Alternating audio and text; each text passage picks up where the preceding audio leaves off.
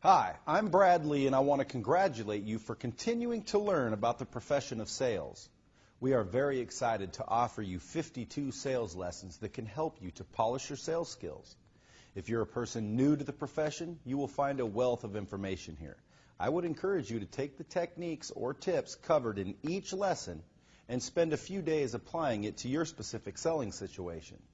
If you have experience under your belt in the world of selling, you will also find some new ideas here to apply to jumpstart your sales, and also some reminders of basic sales techniques that you may have dropped along the way. No matter your level of experience, I know that you will find something that will help you close more sales more often. And again, like I said, I'm here today talking with Zig Ziglar about the profession of sales. Zig, you've always championed the idea of salespeople. What do you think the sales profession is such a good choice?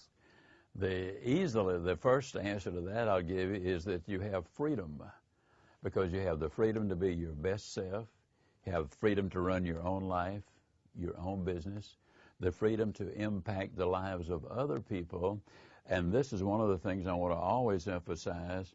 A salesperson must have the highest integrity of virtually any profession in the world, because we are trained to persuade. And an unethical salesman can persuade people to buy something that is overpriced, or they've got no business buying, or don't need, or whatever. But these are the salespeople that come and go. Those with integrity, who always look to the best interest of the person they're dealing with, are the ones who will build a long-term, successful career in the world of sales. And let me ask you this. A lot of the times, with the stereotypes out there, why should somebody take pride in being just a salesperson? Well, first of all, let me say there's no such thing as just a salesman. There are salespeople who have really bought into the idea that they can make a difference and make a contribution to the person they're dealing with. You should never sell anything that you do not fervently believe is in the best interest of the prospect you're dealing with. These are short-term salespeople. They will move from one to another and never really find their satisfaction. But when you can honestly serve and find a product or a process that will enable them to better their lives, that will fulfill the thing that I've always believed in, namely that you can have everything in life you want if you'll just help enough other people get what they want. I've heard that before. Let me ask you this. What would you advise somebody just starting in the profession of sales? Number one, I would say to make certain you do your homework and find out for certain that you're representing a company that is ethical, that they have products or goods or services that will benefit the other person. And then if you can find an individual in that company that you can bond with, then you can share things with, and they're willing to mentor you in some of the aspects of life. And that generally is done through the leadership, the manager, the owner, or whatever. But be careful with whom you associate, because you pick up their habits. And when you pick up the wrong habits, that's a problem. But when you're following somebody who's dealt ethically with all of his customers, you've got a champion in the making with yourself. Excellent, excellent. Let me ask you this also. If I were starting out in sales, what would be the advice you would give, or some of the information that you would provide me that would allow me to create it into a 20, 30, 40-year career, as opposed to just, as you said earlier, step by step? I would emphasize very strongly that you deal with people and products that benefit the other individual. It really is more than a cliche to say that you can have everything in life you want if you'll just help enough other people get what they want. So always deal from the top of the deck.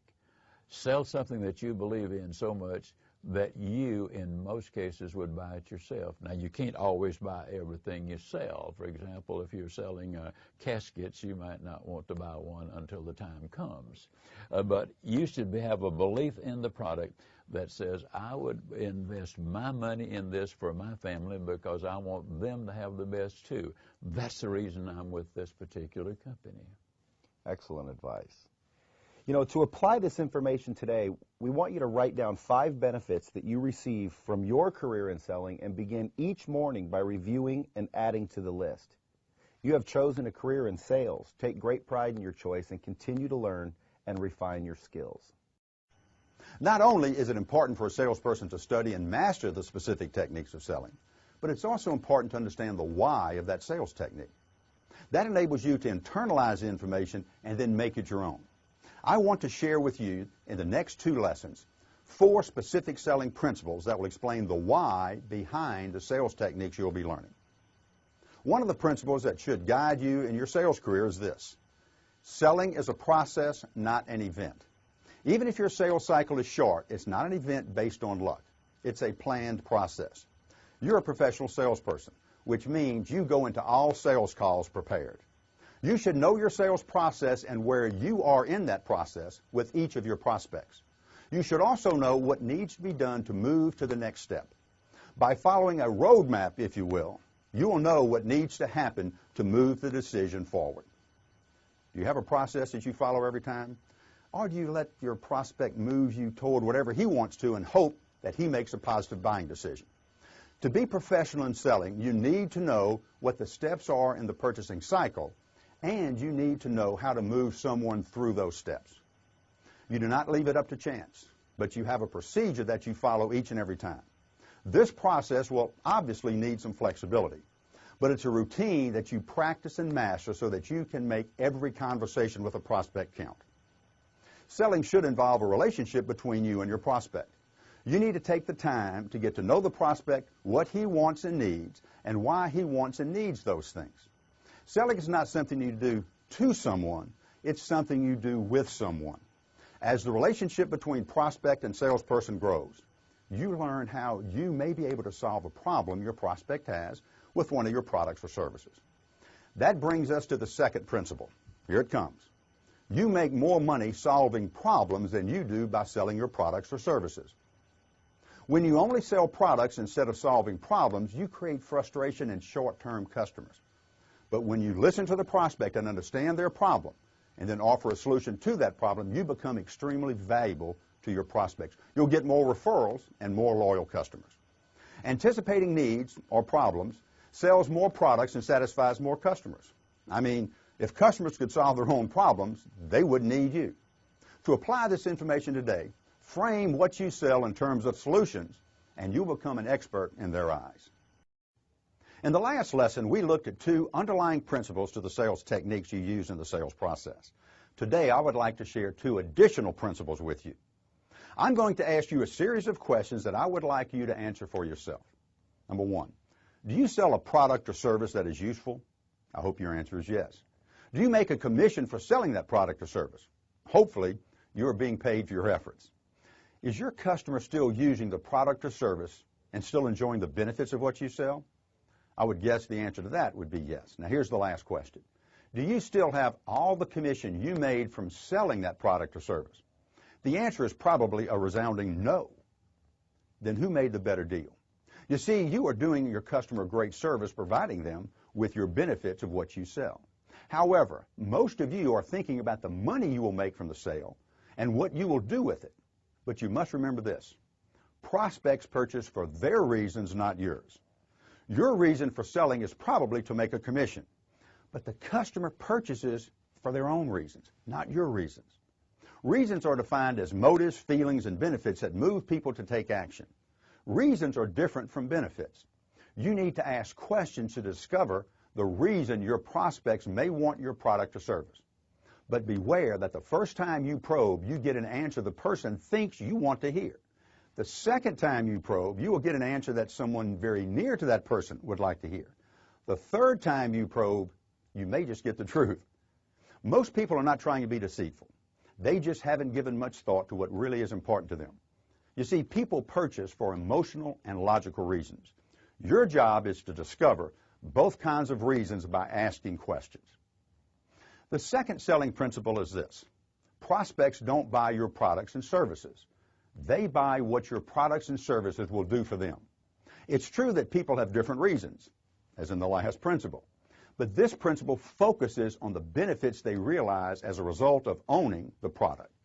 If you sell mattresses, for example, the benefit might be there's room to stretch or it's a good night's sleep. It doesn't matter what you think the benefit for the product is, not your benefits. It matters what the prospect thinks the benefits are. So the next time someone asks you, what do you sell, answer in terms of a benefit instead of a product. To apply this information today, concentrate on why your prospects want your products and what benefits they may derive from it. Both of these answers are found by asking prospect questions. I was recently with a group of salespeople, and I asked them to tell me what they sold. I made a list on a piece of paper as they told me. On the list I wrote cars, SUVs, minivans, sports cars, and extended warranties. And then I asked them to think about what their prospects are really buying from them. As they reflected, I wrote another list of their answers, and they said things like peace of mind, image, lower maintenance costs, and safety. As I showed them the two lists, it began to dawn on them, like I'm sure it's dawning on you, that there was a problem. If I'm selling one thing, but my customers are buying another thing, that's a problem.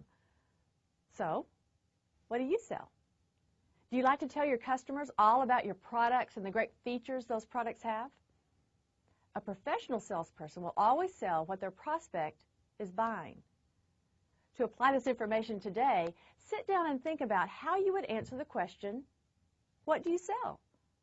Actually write down on a piece of paper a list of what you would say. Then draw a line down the middle of the paper and ask yourself, what are my customers really buying? Write down those answers. The two lists must match for you to be successful. Remember, features tell and benefits sell. Think about how you can frame all your features into benefits, because that is what the customer really wants. Over the years, salespeople have been given a bad rap of being dishonest and unethical. A truly professional salesperson with their goal on a long-term career in sales realize that honesty and ethical dealings with others is the only way to build a solid career. I hear story after story after story of people who did the right thing and were rewarded for it somewhere down the line. I'm reminded of a sales manager who sent out an inexperienced salesperson. The rookie came back with a $225 check for what should have been $125. The manager, of course, quickly took the rookie back to the customer, explained the mistake, and then offered to give them the service for free. The man gladly accepted the offer and then went on to sign up for a $100 monthly service contract. Now, if the manager had not rectified the first mistake of $225, the customer probably would have done some shopping around and found someone more reasonable to give us $1,200 a year business to. In the long run, it pays to be honest and straightforward with your prospects and customers. Being ethical is not only the right way to live, it's also the most practical way to live. True selling professionals don't only talk about ethics, they live ethically. In this day and age, people are searching for people they can trust. Because it is a cynical time, you understand that most people you deal with for the first time have their guard up and want to make sure that you can be trusted. This is when a sterling reputation can help you out. You can give references of other customers that will attest to your honesty and your honest way of doing business. Or because you have confidence in your product and the knowledge that you conduct your life in a fair and honest nature, you can look that prospect right in the eye and exude the warmth and assurance that you are to be trusted. Now, to apply this information today, go to the nearest mirror, take a look at it, and say, I am an ethical salesperson. I deal with all people in an honest way. Repeat this affirmation for the next 30 days, and you will increase your feelings of integrity, and that will be communicated through your words and your actions. However you communicate your trust, know that you will always come out in the long run better by dealing with everyone you come in contact with in an ethical and honest manner. I'm Zig Ziglar. I'm obviously, hopefully, in your mind, a positive thinker. But let me explain something. Unfortunately, there's a lot of confusion about positive thinking. Because you see, some people say, man, with a positive attitude, you can just do anything. And that simply is not true. It won't let you do anything, but it will let you do everything better than negative thinking will. Simple example. Shaquille O'Neal is a great athlete. But even with his athleticism, and even if he was a great positive thinker, he still would make a terrible jockey. No, I'm talking about positive thinking based on specific reasons for that optimistic hope. It's ridiculous and frustrating for a new salesperson to have his manager say, "Go get 'em. I know you can do it," and then send them out with no training or direction. That leads to frustration and failure. The student must be a constant learner. Preparation will develop a positive attitude to go out and succeed. Remember, your business is never good or bad out there. It's either good or bad between your own two ears. There are many examples of salespeople being very successful in what is supposedly a down market or a sluggish industry. Don't listen to the naysayers. Keep your attitude up, and your sales will follow. There are 3 action steps you can take. Number 1, accept the fact that only you can control your attitude. Your attitude is not governed by the prospect or the manager who doesn't support you or the economist who predict gloom and doom in your career. You must take control of your own attitude and develop an optimistic sense of success. Action step number 2, you commit to do whatever is necessary to keep in control of your attitude, saying positive affirmations, taking a brisk walk around the block, whatever steps work for you to maintain or regain your commitment to taking control. Action step number 3, read something of value to you personally and professionally for at least 20 minutes every day. Something that inspires and educates. These simple steps will help you keep your attitude in the right frame of mind so that you can be free to be a problem solver for your prospects. Research has shown that 63% of all sales interviews end with no direct effort to close the sale. The salesperson is comfortable building rapport, asking questions to find a need, and even presenting the offer. But because of a fear of rejection, they talk and talk and talk, but never ask for the order. Are you a professional salesperson or are you a professional visitor? Those salespeople with a poor attitude about themselves will have to admit that they have a hard time facing up to rejection. After making a rather spectacular presentation, you find yourself out on the street with no order, no signed paperwork, and nothing to show for your efforts. Those with a bad attitude about themselves will have to go to the closest coffee shop and lick their wounds and have a pity party about how cruel the world can be. But those with a healthy attitude will find themselves out on the street after a no, shake it off, and go about finding the next prospect to whom they can make their presentation. There is a direct bearing on a salesperson's self-image and their sales success. Those with a healthy self-image, not conceit and an "I'm so great" attitude, but a healthy self-acceptance of their own faults and shortcomings and strengths. These salespeople can go from one prospect to the next many times, almost regardless of the reception they get. Now, I admit, there is a limit to how much rejection anyone can stand, but you get my point. When you improve your attitude about yourself, in other words, improve your self-image, you will improve your sales performance. To apply this information today, work on developing or maintaining a healthy attitude about you. There are many ways you can accomplish this task. Here are 2 action steps you can take. 1, dress the part. It is proven that we feel better about ourselves when we are dressed for success. Make sure you are putting your best foot forward by keeping your shoes shined, your hair neat, and your clothes neat. Action step 2 is to become an expert in your chosen profession of selling. Learn the sales techniques that work best in your selling situation and practice them until they become a part of you. With improved effectiveness, your love for selling will be even greater because an important key to maintaining a good attitude is to know what you are doing.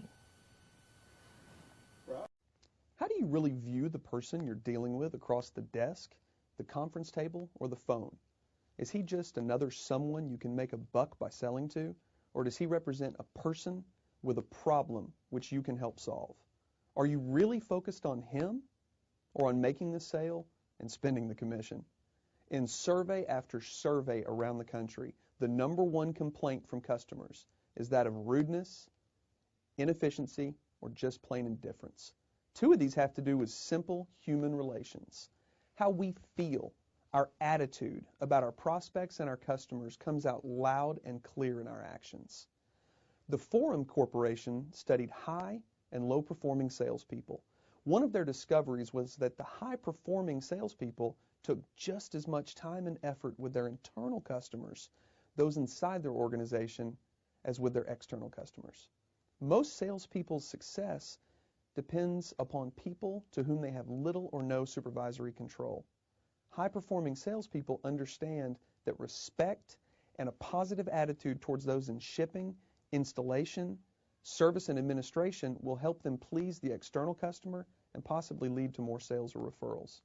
You see, making a serious effort to keep our customers makes good economic sense.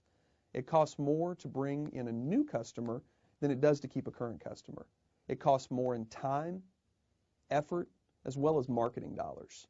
Also, if that customer leaves disgruntled, he'll tell an average of 11 other people about the problem he had with you and your organization. So a high-performing salesperson does not think in terms of replacing customers. Instead, she thinks in terms of maintaining customers and adding new ones in order to build her business bigger and better. To apply this information today, be sensitive to the value of the customer's time and spend more quality time in front of the customer because you spent more time planning strategy and preparing for the call.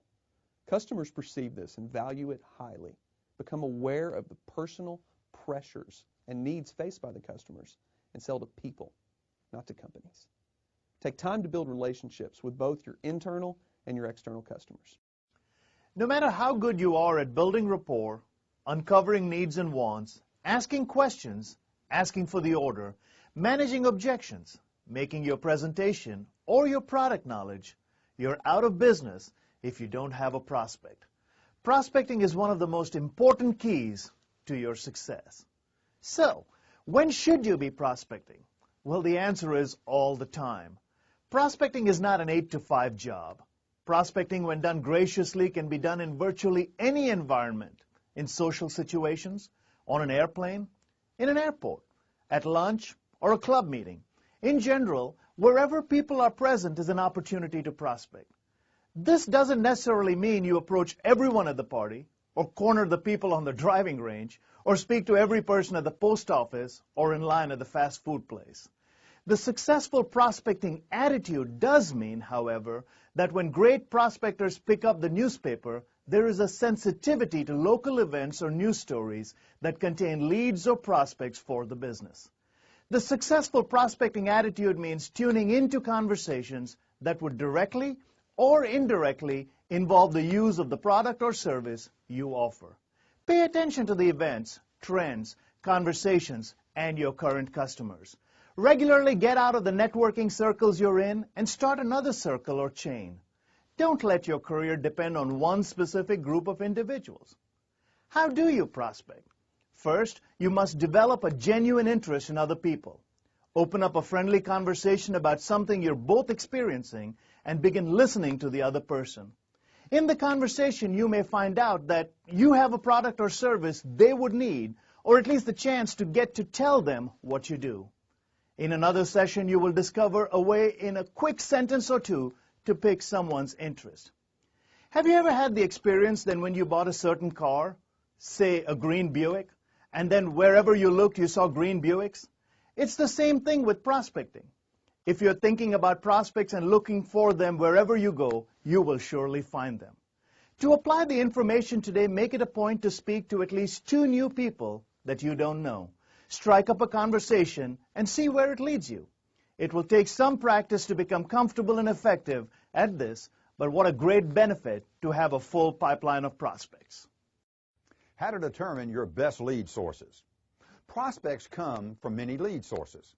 It's important that you know your best lead sources. Some categories include existing customers. Are they willing to buy more or different products from you? Referrals are a great lead source because you go into the process with an introduction from someone else. A warm market is your family, your friends, your colleagues, former customers, people you know personally and have already developed a rapport and trust. A niche market or related industry. This is a business that's your competitor, but it's what you sell into. In other words, you and the salesperson at that business can team up to offer an excellent full-service package. Of course, you may be lucky enough to work for a business that has a marketing effort that generates leads for you. At last, there's cold calling. This is done best through your observation of new business openings or newspaper articles or other such current events. But sometimes it's just getting a list of people and starting to dial the phone. Of all these lead sources, which are the ones that work best for you? To apply this information today, on a piece of paper, jot down the 6 categories I just gave you and estimate the percentage of your prospects that come from each of those lead sources. So for my business, I get about 35% of my prospects through existing customers, 15% through referrals, 5% through what we call a warm market, and 5% through a niche market, 30% through our marketing efforts, and 10% through cold calls that I make. By doing this on your own, you can find out your situation and you can see where your prospects are coming from. Now realize that not all of these categories give you qualified prospects. So identify which categories are at the top. In those 2 places that are at the top, you turn prospects into qualified buyers and into customers. In order to grow your business, you must handle your leads or prospects efficiently. The point is to invest time and effort on the prospects that yield you the highest returns. The question is, what is a prospect? I ask the question because there is a difference between a suspect and a prospect. A suspect is a name that could be a prospect, but you don't know yet. A prospect has a need for the product, a possible desire to own that product, and the financial capability to implement that decision. You spend time with suspects, you invest time with prospects. In this session, our goal is to create a profile of your ideal prospect so that you can identify the characteristics and demographics surrounding those that you have already closed and looking for similar entities to do business with. For example, if within your existing customer base, your best customers are in a certain geographic area, you owe it to yourself to explore other opportunities in the same geographic area. The same would hold true if they belong to a trade association. Everyone else in that association would be a warm call for you. Taking the time to find this information is important. What does the ideal prospect look like for you? To create this profile, you begin to think about your current customers. What similarities can you see in them? Do they have the same job title, or are they from the same industry? Are they companies all about the same size or location? Don't forget, when you are building the profile of this ideal prospect, you must consider the company as well as yourself. Would this type of customer be the most profitable to the company for you to have a sale? Be a true success, the customer wins, the salesperson wins, and the company must win. You need to make sure you are targeting the customers who give you the best return on your time invested. Once you identify a prospect that fits the profile of a good customer of yours, you must contact that prospect with the intention of asking enough questions so that you can either, 1, turn him from a suspect to a prospect, or 2, disqualify him as a prospect so you can move on, or 3, find the real buyer or decision maker, or 4, sell your products. Remember, a truly qualified prospect meets all these qualifications. They have the authority to buy, the ability to pay, and an unmet need. It's important not to push products on people who are not qualified prospects. It wastes time and damages their trust in you and your company.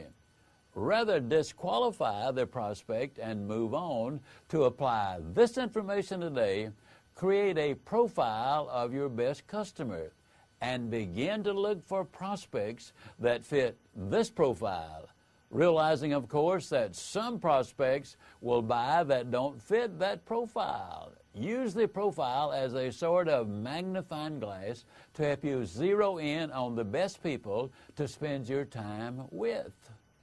Even if you think you have the best product or service in the world, there are people out there who couldn't care less. Your job is to eliminate them quickly so you can help the people who do need what you sell.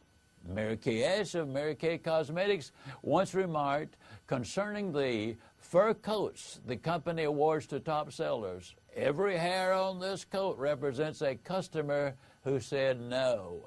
She knew that if you keep eliminating the no's, you have more time for the yeses. When you get the familiar question, what do you do? How do you answer? If you answer with a job description like, "Oh, I'm in sales for the Peterman Company," then you are not using that opportunity to prospect. What you want is a statement that leaves the listener intrigued and they're prompted to ask you more. These statements are generally called elevator statements because they have to be quick enough and catchy enough to pique someone's interest in the time it takes to ride an elevator. A good statement needs to be short, about a key benefit, and said with sincerity. If you have limited time with someone, it will help you establish credibility quickly and, hopefully, get the potential prospect interested to hear more. Some examples of elevator statements are, "What do you do?" "I build better businesses by building better individuals." Or, "What do you do?" "We provide the keys to the American dream of owning a home." Or, "What do you do?"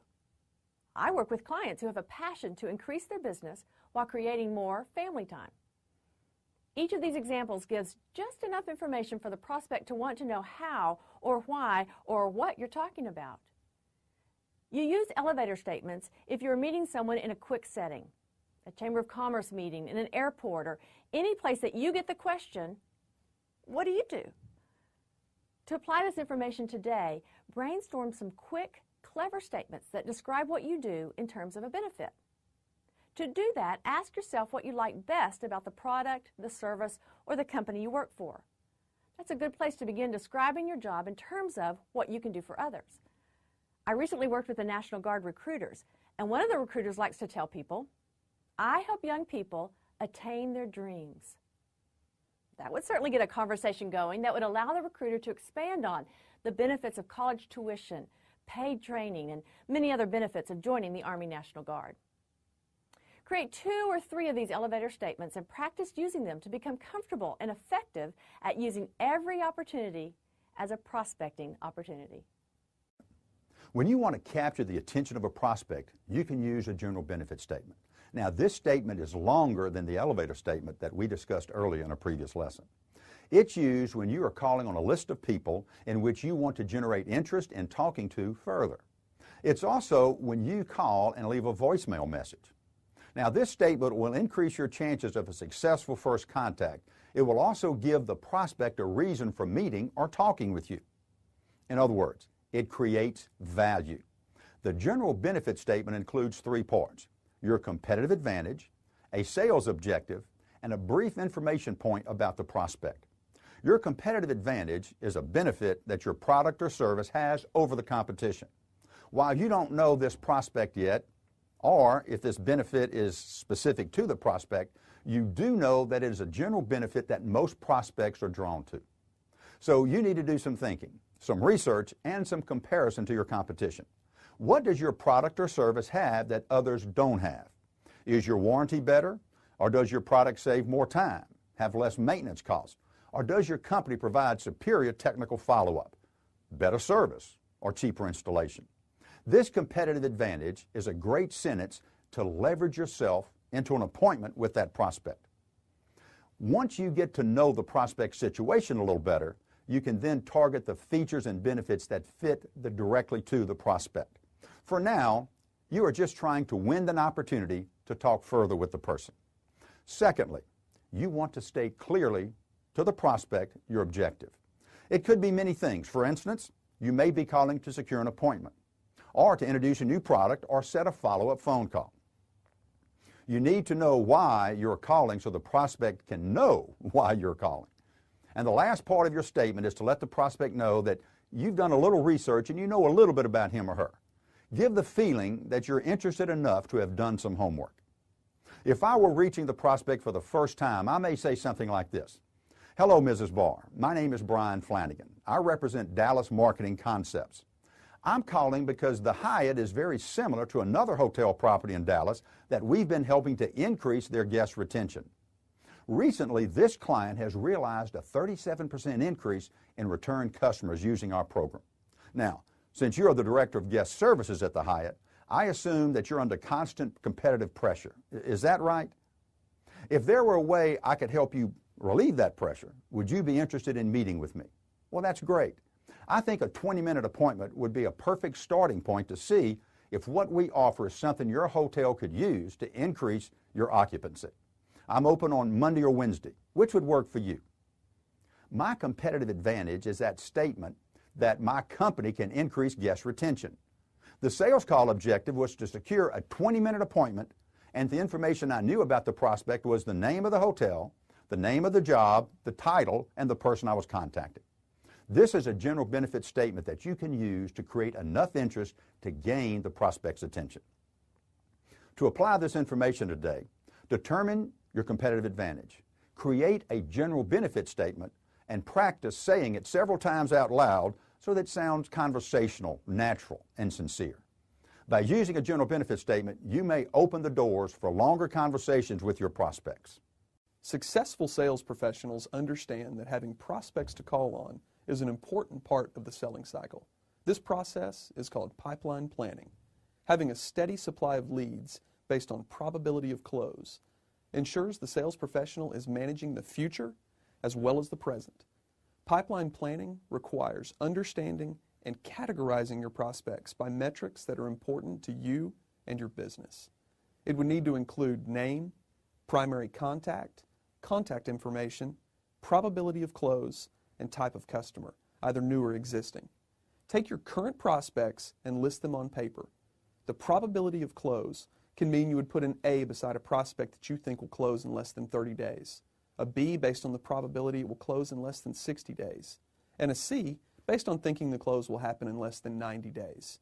You can adjust the timeline to fit your specific situation or selling cycle. This grid, when filled out, will give you an opportunity to look at a projection of your activities and ensure that you have enough qualified leads to work on every single day.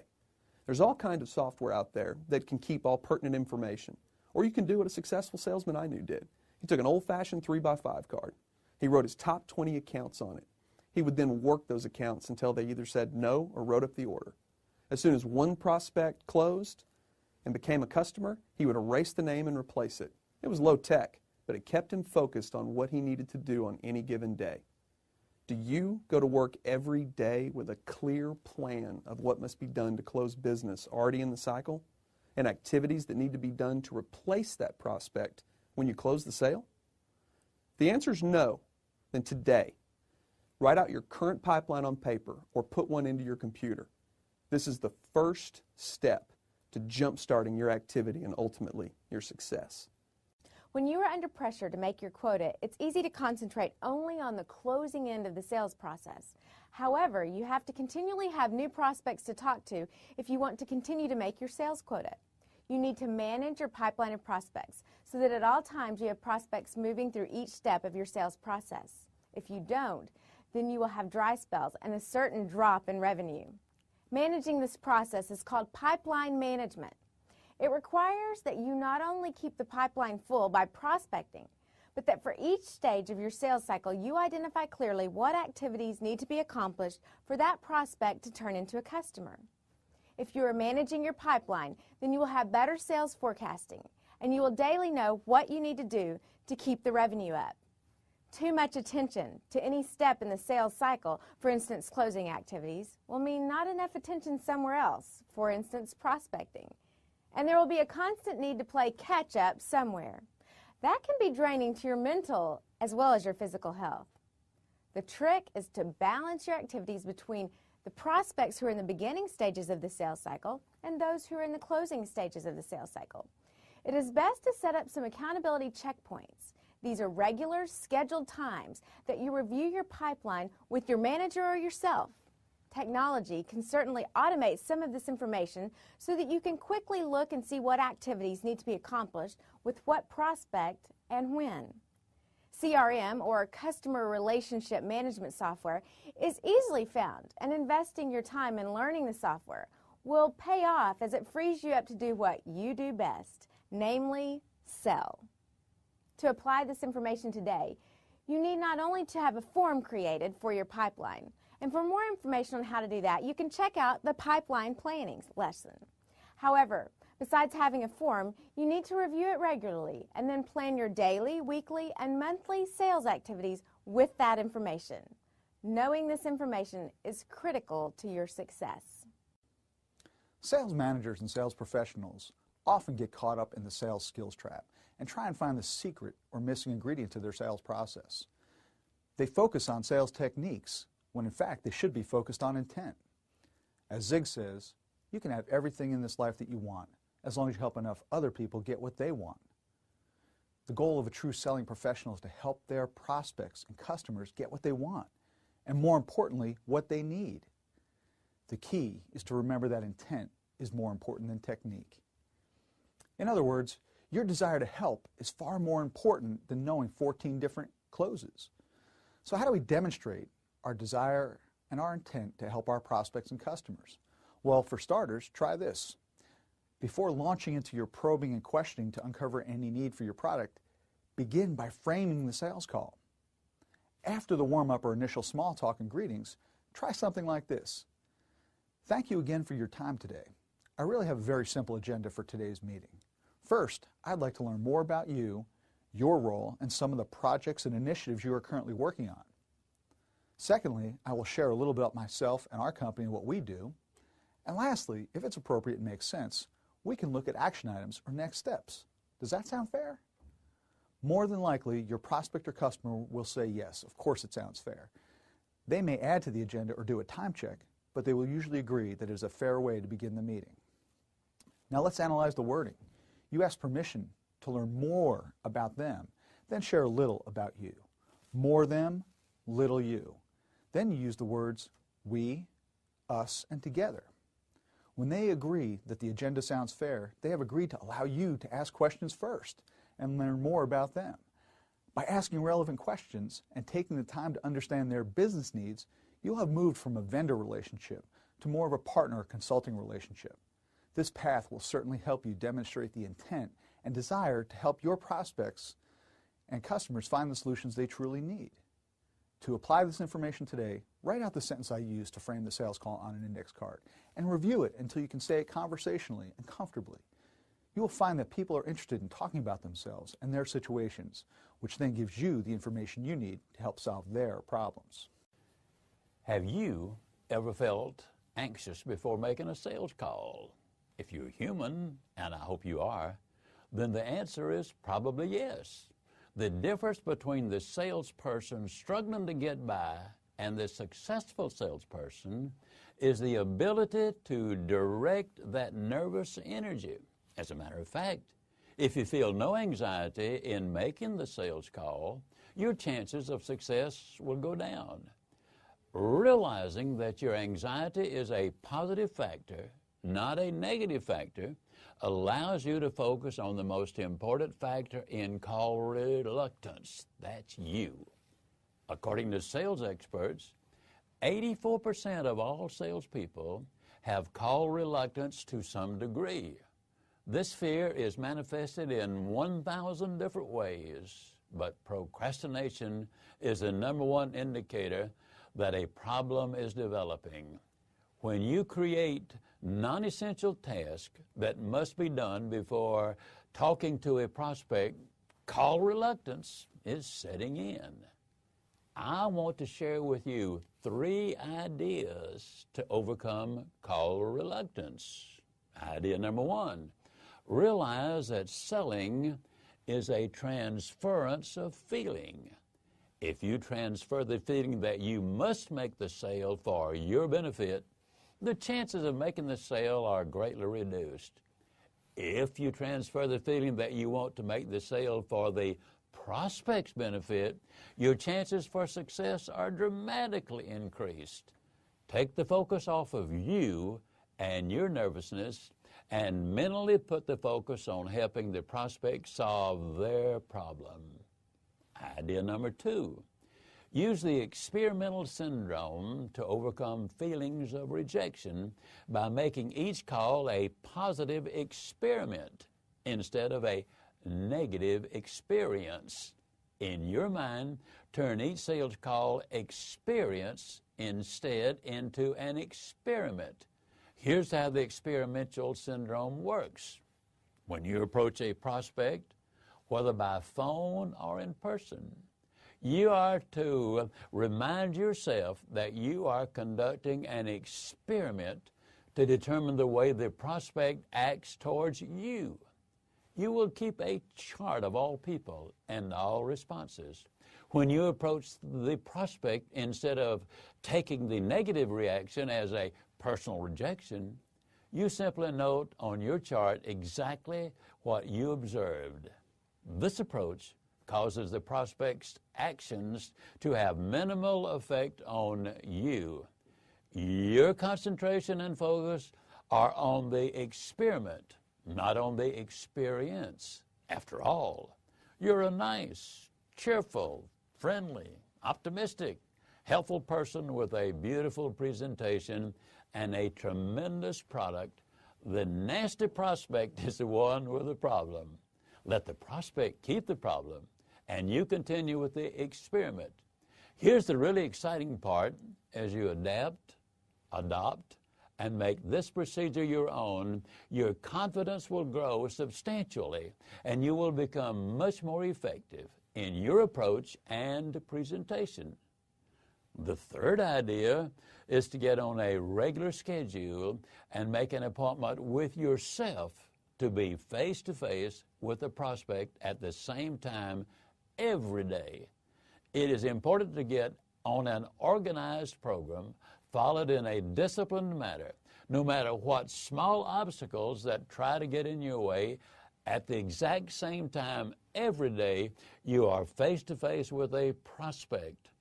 Organization, discipline, and commitment make the consistent high-volume production, makes the appointment with yourself, and when the time comes, without fail, head for that telephone or that prospect. There is a simple yet profound psychological reason that this works, and it is logic will not change an emotion, but action will. Call reluctance is an emotion, and it will not be overcome consistently by logic. Get into action. Support the action with logic, and sales success is sure to be yours. To apply this information today, pick one of the 3 ideas and try it out. Or, for more information, I developed an entire chapter to this topic in my book, Ziglar on Selling.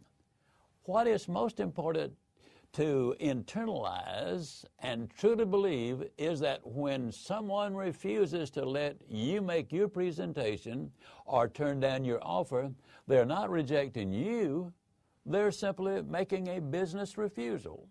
By grasping the idea that a no is not personal but business, it puts you in a much better frame of mind to try again with the next person. People, including your prospects and customers, will take from 3 to 30 seconds to make a decision about whether they want to give you their time and attention. Once the impression has been made, all the information will be filtered through that initial decision. How can you and your company make a positive first impression and then build on that to establish trust and rapport? Let's first look at your company. When someone is coming to your establishment to do business, what do they see? They begin to form opinions about your business before they talk to a single person. Is the building neat and clean? Is the reception area projecting the right image for your business? Take a look around your physical surroundings through the eyes of a prospect. Is it making the best first impression? Maybe your prospect's first contact with your company is over the phone. Is it answered promptly? Do they have to go through a series of impersonal voicemail options before getting to a live person? Maybe your prospect's first contact is through the mail. Are your company's marketing pieces professional? Are they well written and well designed? You may have little or no input into how your company forms an impression for the prospect. So, let's turn our attention onto what you can control. You personally. How do you create a positive first impression? Just as a prospect may make an impression of your business from the outside, people will also form an impression of you based on your outside. Are you clean, neat, warm, and friendly? Think about your business card. When you hand it to someone, does it make the right impression? Keep the design simple. Use the front of your card to display your contact information only. Use the back of the card to give your company's mission statement, a map to your office, a list of services you can offer, anything that is helpful to the prospect. In another lesson, you'll learn how to give a short, unique statement about your business to pique a prospect's attention. Think about how you deliver that statement. You need to be sincere and approachable. But beware, as important as first impressions can be, the most current contact a person has had with you or your company will be the freshest thing on their mind. So start strong with a positive first impression, but remain strong with consistent follow-up, attention to service, and a focus on solving the prospect's needs and wants. To apply this information today, take inventory of all the opportunities you have to contact a prospect, your physical building, your marketing materials, your business card, and the most important, you, the salesperson. What kind of impression are you making? What can you do to improve the impression you are making? Strive to make the best impression possible, as you know people like to buy from people they trust. Make every effort to express your sincere trustworthiness, and you will make a positive, lasting impression. Questions allow us to gather information, which enables us to help our clients, and just as important, maybe more important, when we ask questions in a professional manner, we establish the most important aspect of the sales process, trust. When you ask questions in a sincere manner, then you show that you are truly interested in the prospect's best interest. Properly worded questions are the best way to discover the true needs of a prospect or client. Questions demonstrate that the purpose of our call is to find the prospect's needs and interest while gathering information, so that together we can learn how my products and services can benefit their needs. Prospects like to be heard in order to have the confidence that you really do understand that their situation is different. In reality, their situation may not be different, but reality, like beauty, is in the eye of the beholder. We can never gain the trust of prospects until they believe we are really interested in solving their unique problems. Now, I'm not suggesting that you ask a series of questions that feels like an interrogation, or questions so obvious that you are leading them down a specific path. Instead, what I'm suggesting is that you ask questions that combine both the emotion and the logic. Use thinking and feeling questions. Questions phrased with, "How do you feel about?" will help you learn how the customer feels, and then you are far more likely to find out what that person thinks. You want to combine both emotion and logic. Emotion makes the prospect take action now, and logic enables them to justify the purchase later on. Be sure to ask more open-ended questions than closed-ended questions. Open-ended questions are those most valuable types of questions that you can ask because they allow the prospect to give you the most information about themselves and their issues. They begin with words like what, how, why, when, or tell me more about that. Now, closed-ended questions can be answered with a simple yes or no. Use them to gather facts. They should be used infrequently during the sales process. You can also ask reflective questions. They give you a chance to reflect on a previous comment and give the prospect a chance to elaborate on clarity. A question that begins with, what do you mean by? Or, how is that impacting your business? These are examples of follow-up questions to the prospect's previous answers. You will also want to occasionally use a direct agreement question. Now, these are yes-no type answered questions, but you know the answer before you ask them. For example, this will save you time, won't it? This gets the prospect into agreeing mode, and the agreeing mode helps you sell later on. To apply this information today, write down sample questions you could use with your next prospect or customer. Then work some of those questions into your conversations to see how they can work for you. You can benefit from being curious and asking more questions, can't you? It's not enough to successfully ask your prospect questions to gain information about what their needs and wants are. You must also tune in and listen to what they're saying. I've never heard of anyone missing a sale because of listening to the prospect's needs, wants, and desires. Interestingly enough, the more you know about the prospect needs, the better position you're in to meet those needs. Not only that, but the trust factor goes up. When the prospect sees you listening intensely to their needs and desires, they have a better chance of trusting you right off the bat. Listening is not easy, especially if you're enthusiastic about your offering and want the prospect to hear all the good things you have to say about your product. But listening is a must if you want to succeed in sales. Listening is a mental discipline. You must control your desire to use the time when the prospect is talking as time to prepare what you're going to say next. While someone else is talking, that is not the time to let your mind wander to your next appointment or other tasks scheduled for the day.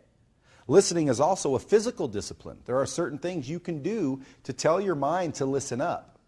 Looking the other person in the eye, leaning slightly forward, nodding your head. These are all ways to get your mind set to listen. When you listen, you do more than listen with your ears. Listen also with your eyes. In other words, watch for those nonverbal clues that give insights to the person speaking. Notice the gestures, the way the person sits or stands, the smile or frown, anything and everything indicating the frame of mind at that particular moment. Listen to the way the person is speaking, the speed as well as the tone of voice and intensity. And listen empathetically, always asking yourself how you would feel if you were in the prospect's shoes.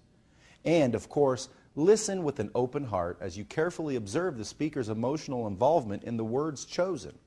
And most important, do not interrupt and never finish a phrase, thought, or sentence when your prospect pauses. Another factor involved in being a good listener is the law of reciprocity. When we carefully listen to the prospects elaborate on their interests, desires, hobbies, and other thoughts, we are putting them in debt to us. They then have a feeling that they owe us something in return, and consequently, they are more willing to listen to our story since we've given them the courtesy of listening to them.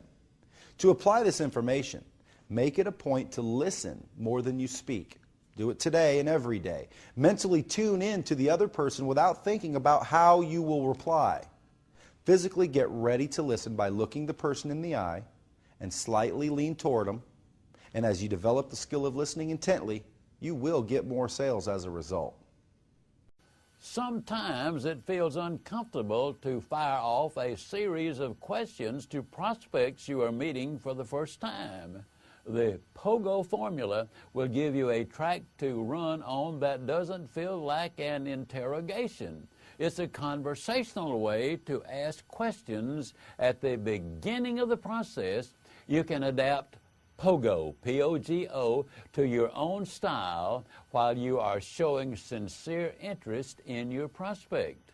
These questions are designed to give you a chance to build rapport with the prospect, as well as to begin gathering information on how best to make the sale.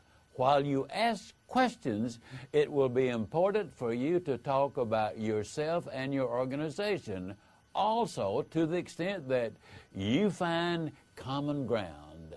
The rule is you should talk about your own pogo story only 25% of the time, and let the prospect talk 75% of the time. The P in the POGO formula stands for person. You will want to ask questions about the prospect and the other people involved in the sales process. This makes your prospect feel important. You connect on a personal level, and you show respect for other decision makers while you are designing a series of questions relating to the person. Remember that it is okay to share some personal information about yourself, but you already know about you. Give just enough about yourself to express common interest, but not enough to monopolize the conversation. Some sample questions you might ask are, how did you get into this particular business? Or, how long have you been a golfer? Or, what part of the country do you come from originally? To work on using these types of questions, you need to write out your list of possible questions and then practice making them sound conversational. Go as far as to record yourself and ask yourself, would I buy from me? The first O in the POGO formula stands for organization. Ask questions about the organization, department, and team. Learn about the company's structure, decision-making process, headquarters, and brand names. Probe gently and be willing to talk about your organization in the places you have positive common ground, or you can sincerely compliment the prospect. Be sensitive to what the prospect wants to know about you and your company. Some prospects are very anxious to know about you, and you must give them enough information to build confidence that your company is solid and reputable. However, do not monopolize the conversation. Your objective is to give them enough information to build that confidence and to gather enough information to make you effective at knowing how to close the sale. Here are some sample questions that might be adaptable for you. What are the company's plans for the future? How would you rate the performance of support personnel? Is your organization growing at the rate you desire? Take these questions and others that would work for your situation and make a list. Keep the list handy the next time you are talking to a prospect and see if some of them can be worked into the conversation. The G in the POGO formula stands for goals. This is the time for gathering information about personal and professional goals, such as what do you plan to accomplish in the next 6 months? And what goals do you have in place for the next year? If the prospect's goals involve money, I want you to think about what they are really saying. Money is never a goal. What can be done with the money is the real goal. When you ask a prospect about goals and you get a money response, follow up with, why would that be important to you? This will help you to discover the true goals of the prospect. The second O stands for obstacles. Ask about what must be overcome in order to reach the goals. This is where you start to get an idea of what problems they face for which you may have a solution. You can ask, would you be willing to share some of the problems your organization faces? Or, what is preventing you from being where you want to be? What challenges must be met before you can achieve your goal? Use the POGO profile to show you are sincerely interested in understanding the prospect and the organization. During this time, your complete focus is on the prospect, not on your product. The order of how you ask the questions is up to you. You do not have to ask all your people questions first before asking about the organization. If you have practiced your list of questions beforehand, you will be able to adapt them conversationally to this particular prospect. Preparation is key to asking the right questions to get the right information. Have you ever seen cartoons where the character gets an idea and suddenly a light bulb pops up above his head? Generally, that means he's now aware of something he didn't know before. As you move from building trust and rapport with the POGO questions that we covered in another lesson, you are now trying to identify the prospect's needs. This is also achieved through the art of asking specific questions. During this stage in the sales cycle, it is important for both you and the prospect to be fully aware of his needs. This is critical before you start to sell a solution. Imagine a light bulb indicating need awareness that is suddenly illuminated above your head as you ask him questions, because you have now begun to uncover and understand his needs. By asking the right questions, you will uncover needs of which he was not aware. You might say to yourself, "Oh, now I understand what he's saying," or, "Yeah, I understand what he needs." If you don't have this need awareness, you won't know what to recommend. You can't move to the solution step until you have clearly determined in your mind what the prospect needs. You are better able to identify a need and offer the solution when you are an expert in your own product, you have pricing knowledge, industry knowledge, and competitor knowledge. As the saying goes, knowledge is power. The more you know about your offering, the easier it is to see how it can solve needs your prospects have. The more you know before you begin your sales presentation, the better armed you are to tailor your offering to specifically what the prospect needs. A common mistake is for salespeople to probe for needs, discover one, and take off in solving the problem, all before the prospect has decided it is indeed a need he has. Not only must the light bulb go off over your head to understand the need, the light bulb must go off over the prospect's head too. Until you both clearly have identified the needs and wants, it is not time to begin showing off your great product. Keep asking questions. In another lesson, we will discuss how to help your prospects see the need also. But today, you can apply this information by creating a list of questions that you can use to begin to gently probe for knowledge, for the needs that your prospect may have, whether they know it or not. If you have not first listened to Uncovering Needs Part 1, I suggest that you complete that lesson before moving on to this lesson. In this lesson, we will discuss what happens with the prospect during the needs awareness part of the sales cycle. Even when you are sure you have discovered the client's needs, you must continue to probe for two basic reasons. One, to be sure you have the true need and not a symptom of the need. And two, to be sure the prospect understands that there really is a need. When a skilled salesperson, such as yourself, probes with the right questions, the person who may have been denying the problem is permitted to discover the problem. Since he discovered it, he will be far more open to discovering solutions, which is where you come in. In order for the prospect to be interested in your solutions, he must be upset with his current condition. He must feel out of balance. The natural law of homeostasis states that an organism stays in balance until and unless an outside force acts upon it. The force causes the status quo to be disruptive, and the organism becomes out of balance. The organism strives to regain balance or get back to status quo. The same is true for your prospects. Once out of balance, they will usually take action to correct their balance. Human beings don't make changes until they know they are out of balance. Now, I'm not saying you should literally knock your prospect off balance. Instead, you must discover where there is an imbalance and point it out in a convincing manner. In essence, this makes your prospect uncomfortable or unhappy with his condition or situation, which means you are now in position to make a sale because your prospect wants to solve his problem. What happens when a prospect becomes unbalanced? Well, there are three things that can happen when customers discover their area of imbalance. In the first place, the professional salesperson, you, who has helped point out the lack of balance, places the product or service in the hands of the prospect, makes the sale, and now has to worry about how to spend their commissions.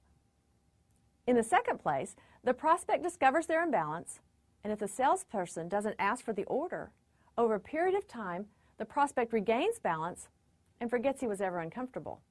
This is disastrous because the prospect is not doing very well, and neither are you. In the third place, when the prospect discovers they are out of balance and the salesperson doesn't ask for the order, many times the competition comes in and asks for the order, writes the prospect, and makes a sale. Then everyone is happy, but you. It's important that you know how to identify the needs and how to get the prospect to also identify their needs.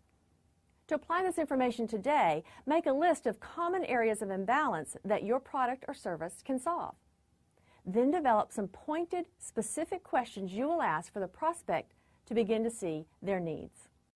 You have a prospect that seems generally satisfied with his business or his family life, depending on your sales focus.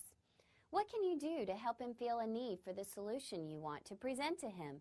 In other words, for your product. You may be in a sales situation where people come in with a need already. Your focus is to make sure you understand the need or help them to clarify their real need. Either way, how do you disrupt the status quo? Remember, selling isn't just telling. Selling is asking. A professional salesperson knows how to use questions to guide the conversation along. A salesperson unsure of himself is afraid to let the prospect speak for fear of never getting the chance to present his solution. But a prospect is less likely to buy if they are not convinced they first have a need, and needs are uncovered with questions. Your questions need to be practiced, drilled, and rehearsed. It is not by accident that a professional salesperson gets the prospect to realize they need the service or product being offered. It is with carefully crafted questions that the salesperson reaches the goal of a sale. Some examples of questions that help get the prospect out of status quo are: how satisfied are you with your current situation? What would you change about your current vendor if you could? Are you dissatisfied enough to take action today? How has your business changed recently for you to be willing to consider a new solution? Would it be helpful to know which other companies in your industry have used our product successfully? Have you considered what you would lose if you waited to make a change? What is the most important decision you must make before you can decide to change? The more precise the question, the sooner you get the information you need to uncover a need. Many times salespeople attempt to present their solution before the prospect is ready. The only way for you to know if your prospect understands he has a need and feels off balance is by asking smart, well thought out questions. Communication can be a tricky thing. I may be trying to communicate one message, but you hear something entirely different. Or I may say one thing but mean something else. It reminds me of the classic scenario of when a husband comes in and gets the cold shoulder. In bewilderment, he asks his wife, "Honey, what's wrong?" She replies with a curt, "Nothing." And woe to the man who takes her word for it. She doesn't mean nothing by any stretch of the imagination. The same crossed wires can happen with our prospects if we're not paying attention. When you're ready to present your sales presentation to the prospect, pay close attention to what they are not saying. In other words, they may be verbally saying yes, you may proceed, but non-verbally, they're showing resistance. This may be when the prospect takes a step backwards, or sighs, or allows other people in the office to continually interrupt your presentation, or even checks their email. All of these are signs that the prospect has not bought into your presentation. You can continue to make the presentation to this disinterested audience and waste time for both of you, or you can deal with it. As soon as you see one of those negative nonverbal messages, state the obvious without accusing the prospect of resisting. Don't attempt to present a solution to the prospect if they're giving you signals that he's still not ready to hear what you have as a solution. He will give you clues that his balance is not upset or that he feels like he doesn't know enough about you or your solutions. Be careful. If you rush into the presentation before you've built value and gotten to know the prospect, you'll come across as a pushy salesperson. To identify the prospect's resistance, ask questions like, It looks like you still have some reservations about hearing my presentation. Where are you uncomfortable? Or, I understand that you're ready to consider a change. Did I misjudge the situation?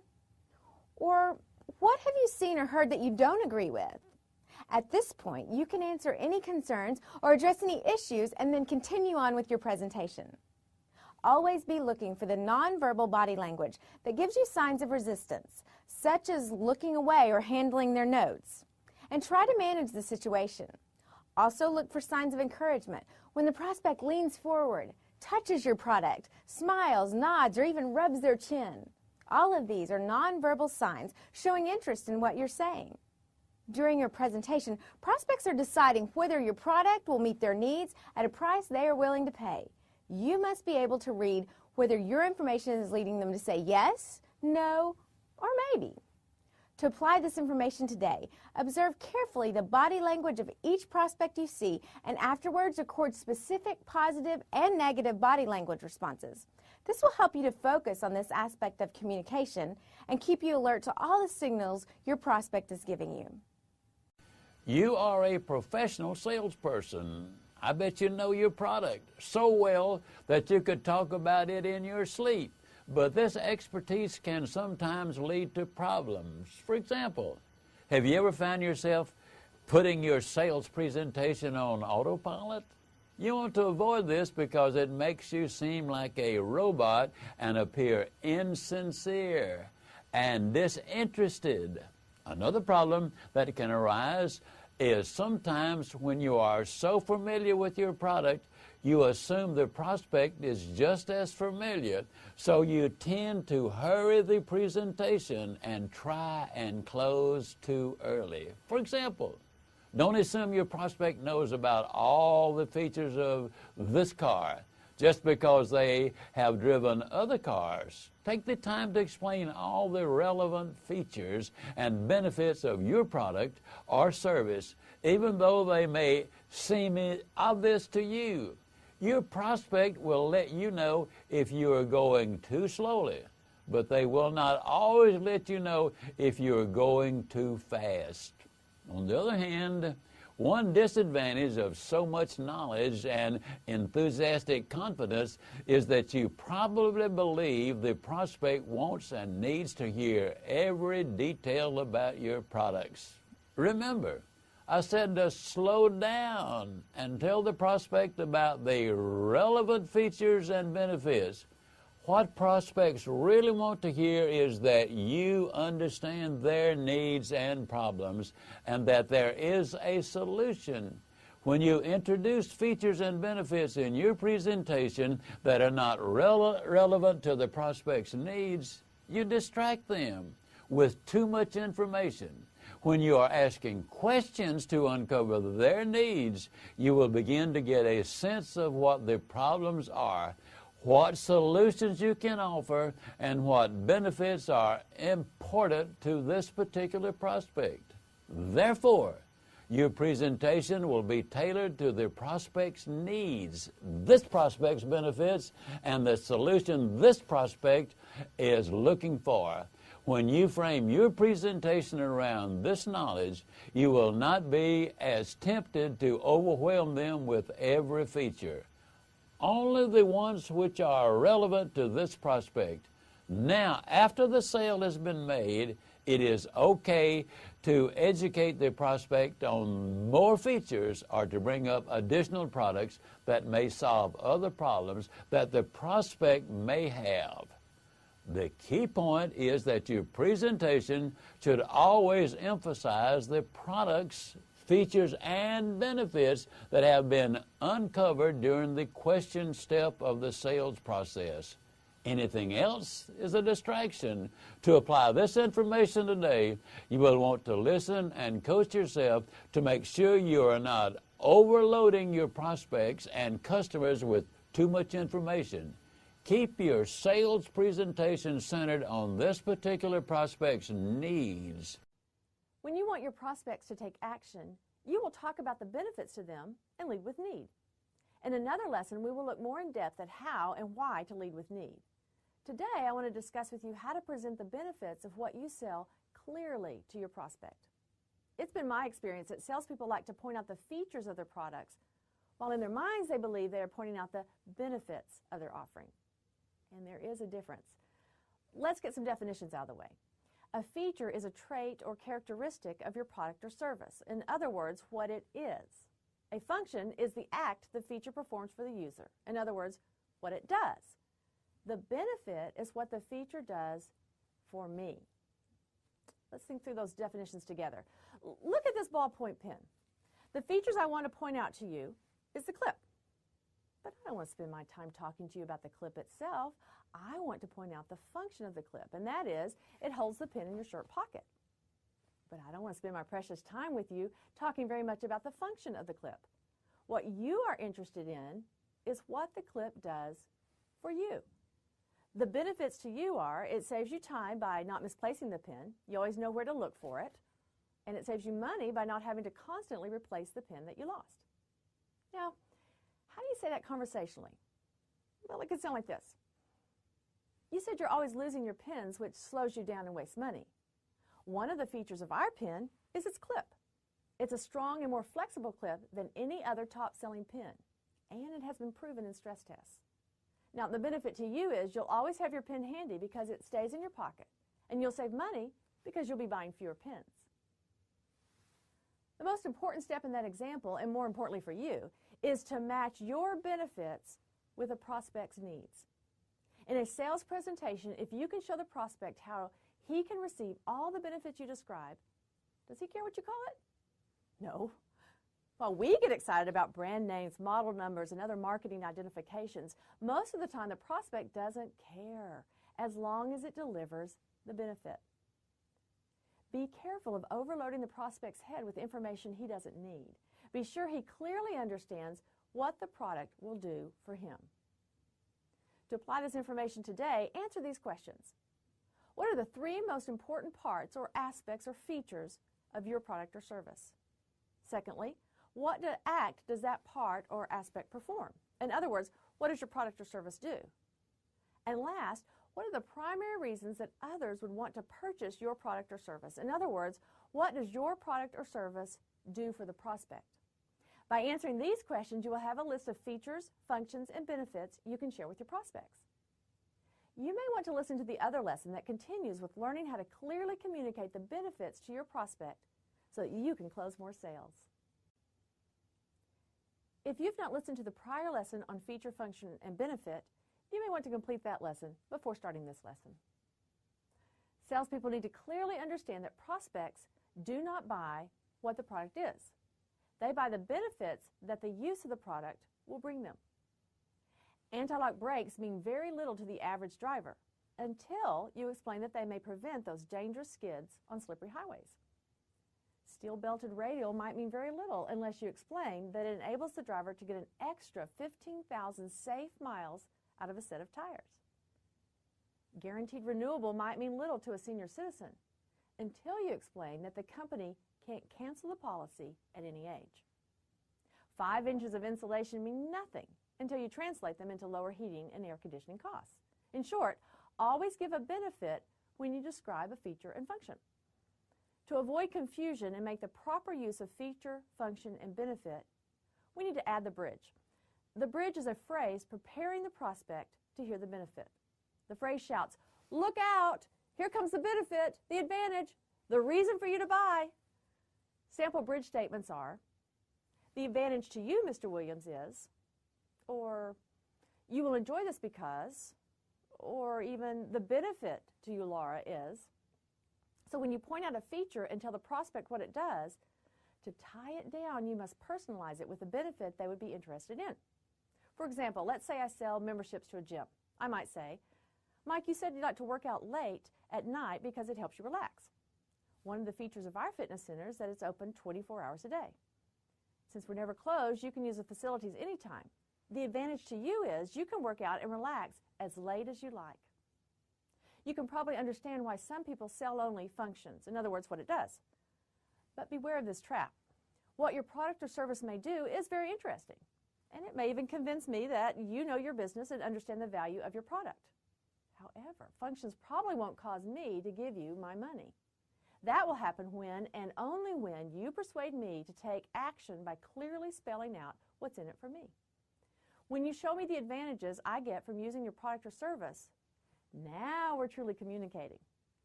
So you want to personalize the benefits for the prospect. Paint the person into the picture of driving that luxury car, receiving compliments on the beautiful dress or suit, looking at the sunset on the lake where the new home has been constructed, or sitting in the comfortable retirement environment provided by the investment being made. Paint the picture so your prospect sees personal benefits. If you are struggling with feature, function, or benefit for your product or service, imagine how your prospects must feel. If you don't clearly understand and can't clearly articulate the difference, you may be losing sales to those who can.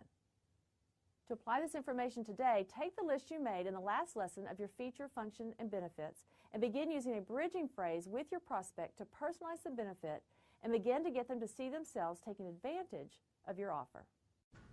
The last two lessons were about emphasizing the benefits of what you offer.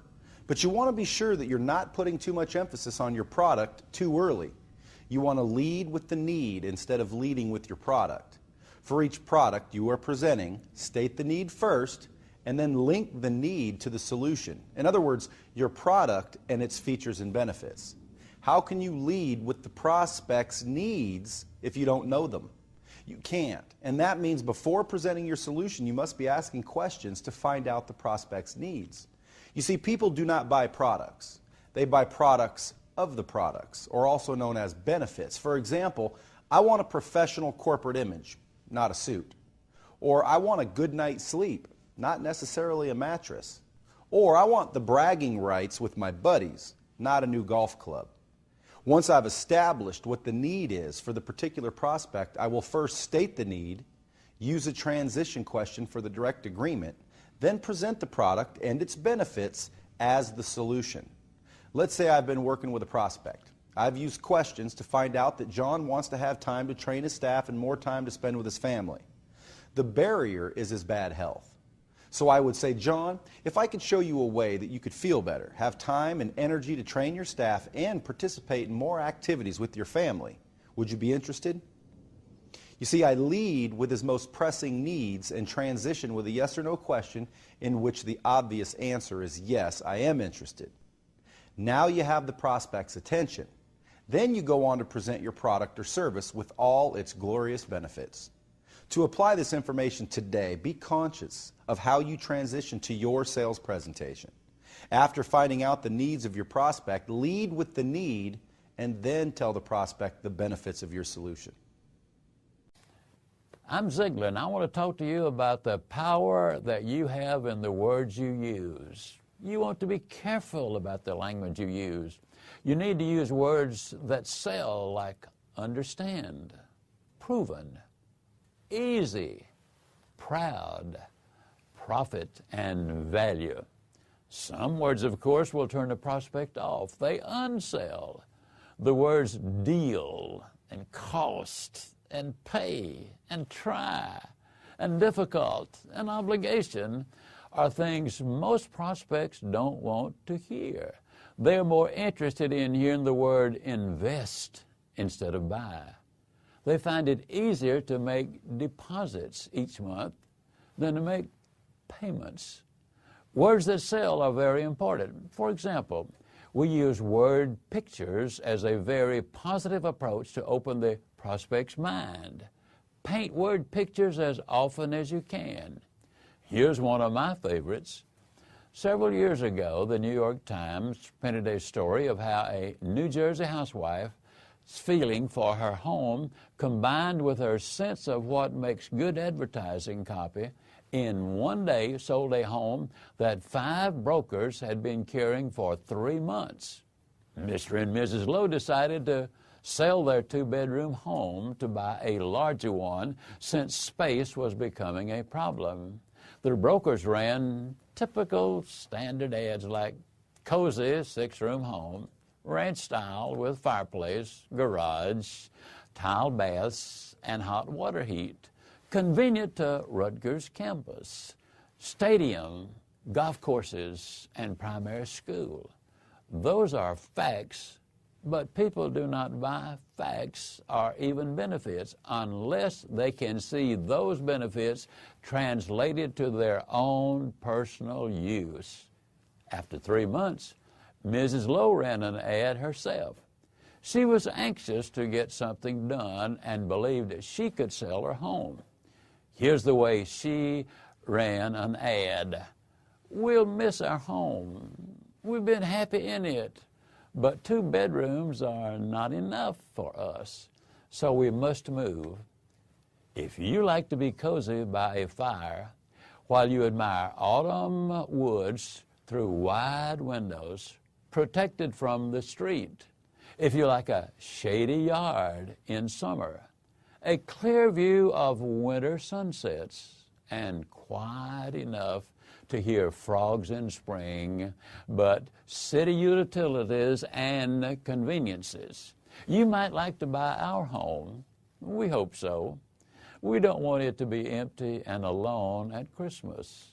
Out of the 6 responses the next day, 1 person bought the home. This technique of painting word pictures can work for you too. To apply this information and learn to paint word pictures, I encourage you to start painting those word pictures in your own mind, sharing them with your friends and associates. Memorize them. Make certain you have them clearly in order, and then you will be able to use them effectively. When you start painting those word pictures of satisfaction, gratifications, joy, and delight with the prospect, you can see benefiting and using what you have to offer. If a doctor had just diagnosed you with a serious infection, would she not create a sense of urgency for you to take immediate action? Take the medicine before it gets worse? Or if your mechanic had just found a crack in your engine, would he not create a sense of urgency for you to get it fixed before the car breaks down and leaves you stranded? Or if your plumber had just found a leaky pipe under your house, wouldn't you expect him to create a sense of urgency? Repair it before the house develops foundational problems? Each of these professionals uncovered a serious need and recommended an immediate solution. What would you think about a professional salesperson who is not aggressively concerned enough about the customer to recommend purchasing 1 or maybe even 2 of the products that would meet the need, fix the problem, or increase the satisfaction and gratification of the prospect sooner rather than later? We know that in our presentations we must lead with need, emphasize benefits that are specific to the prospect, and pay attention to the prospect's nonverbal messages. To increase our closing ratio, we must also communicate a sense of urgency so the prospect will take action now. It's one thing to persuade the prospect that our products are the best, and another thing to persuade him to purchase now. The best way to create a sense of urgency is to paint a vivid picture of what the prospect will gain if he takes action now, and what he will lose if he waits. These gains and losses must appeal to his emotions. As Mr. Ziglar states, emotions move us to action faster than logic will. Can you think of an example of when this is true for you? Take, for instance, someone on a diet. Logically, the dieter knows to ignore the dessert at the end of the salad bar. But if the dieter emotionally needs that dessert, logic will not stop him. No matter how strong the facts are about the calories and fat included in that dessert, the dieter helps himself to a dessert to feed an emotional need. To get your prospect emotionally involved, he must be able to visualize the risk he is taking by not having the product and experience the emotion of fear about that risk. The mind works in pictures. Words and stories paint pictures, both positive and negative. To apply this information today, create some vivid word pictures that help the prospect picture how tragic it would be to go another day without the benefits of your product or service. Think about how you could describe what would happen if they fail to act now. Create a sense of urgency to make the buying decision today. When you meet a prospect for the first time, they instantly, some say within 3 to 4 seconds, form an impression of you. Then you spend the rest of your time with that person, either changing their mind or confirming what they thought. If you meet with your customers in person, one of the first things that people will notice about you is your appearance. The clothes you choose to wear make a statement about you. We have a choice in what statement we want to make. Think about the people you will be presenting to. you always want to dress either at the level of dress they will have or higher, never lower. The statement you're striving for is, I am like you. You can trust me. So when you're meeting with a group of corporate executives, you will probably want to wear your most professional clothes, a coat and tie. If you're meeting with the technical staff, you might go with a casual shirt and pants. If you're meeting with the production line and going over how the new equipment works, you'll probably want to dress in short sleeves and khakis. You get the point. Dress to make the statement that says, you can trust me. If you're meeting the prospect or customer face to face, there are several elements that come into play. Research indicates that when we communicate with someone face to face, only 7% of what they pick up on is our word choice. 38% is our tone of voice, and the biggest component is our body language, which is 55% of our message. In that light, we need to be careful with what our body might be saying, in contrast with what our words are saying. How you shake hands, stand, or sit during your presentation can speak volumes. And if you're not aware of it, you may be sending the wrong message. You want to stand or sit in a neutral stance. Standing this way or sitting with your hands on the table this way, don't say anything really. That means that the listener is not distracted by your body language and can focus on your message. Standing in a fig leaf can say different things to different people. Closed off, nervous, stiff. I've asked a lot of people, and while I don't always get the same answer, I always get a negative answer. Standing with your arms crossed may be comfortable, but does it send the message you want? How does this look? I'm so pleased that you asked me back. Part of my message said I was glad, but 55% of my message said, you scare me. It is okay to be nervous. It is not okay to show nervousness. If you're on the phone, you take away 55% of how we communicate, your body language. Instead, your word choice and tone of voice become more important.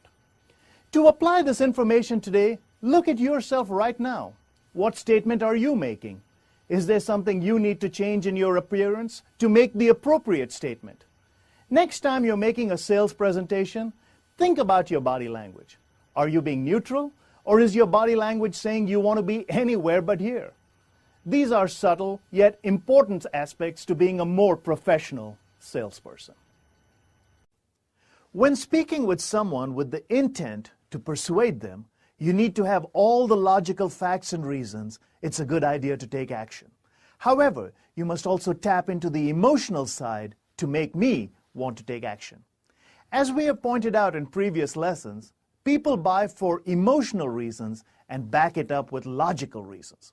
There are many ways to tap into people's emotions during your sales presentation. You can paint word pictures with vivid word choices. You can paint a picture of the risk of not having the benefits of what you're offering, and you can also paint pictures with your gestures. Gestures are simply an extended expression of you. Basically, it is hand and arm movements that make a point. This will help the audience follow what you're saying. It helps your audience stay with you during your presentation. We tend to think and store information in pictures rather than words.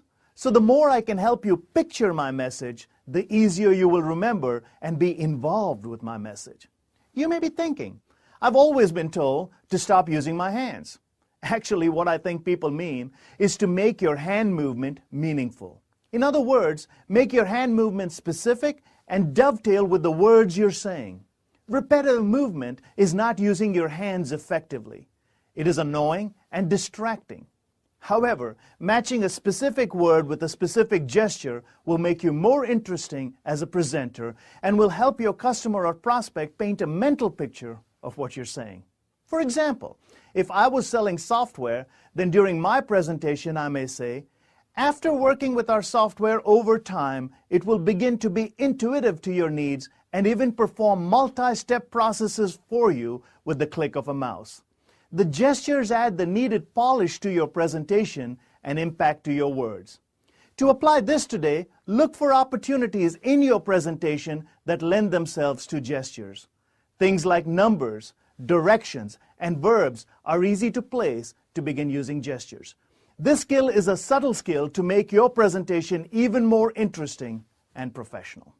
You've heard it said that you can't trust a person who can't look you in the eye. While that may have some truth to it, the fact is the best con artist in the world can look you straight in the eye and take all your money. Even so, we still tend to associate good, steady contact with your eyes to trustworthiness. Your prospects will buy from you for a number of reasons, and one of those reasons, they trust you.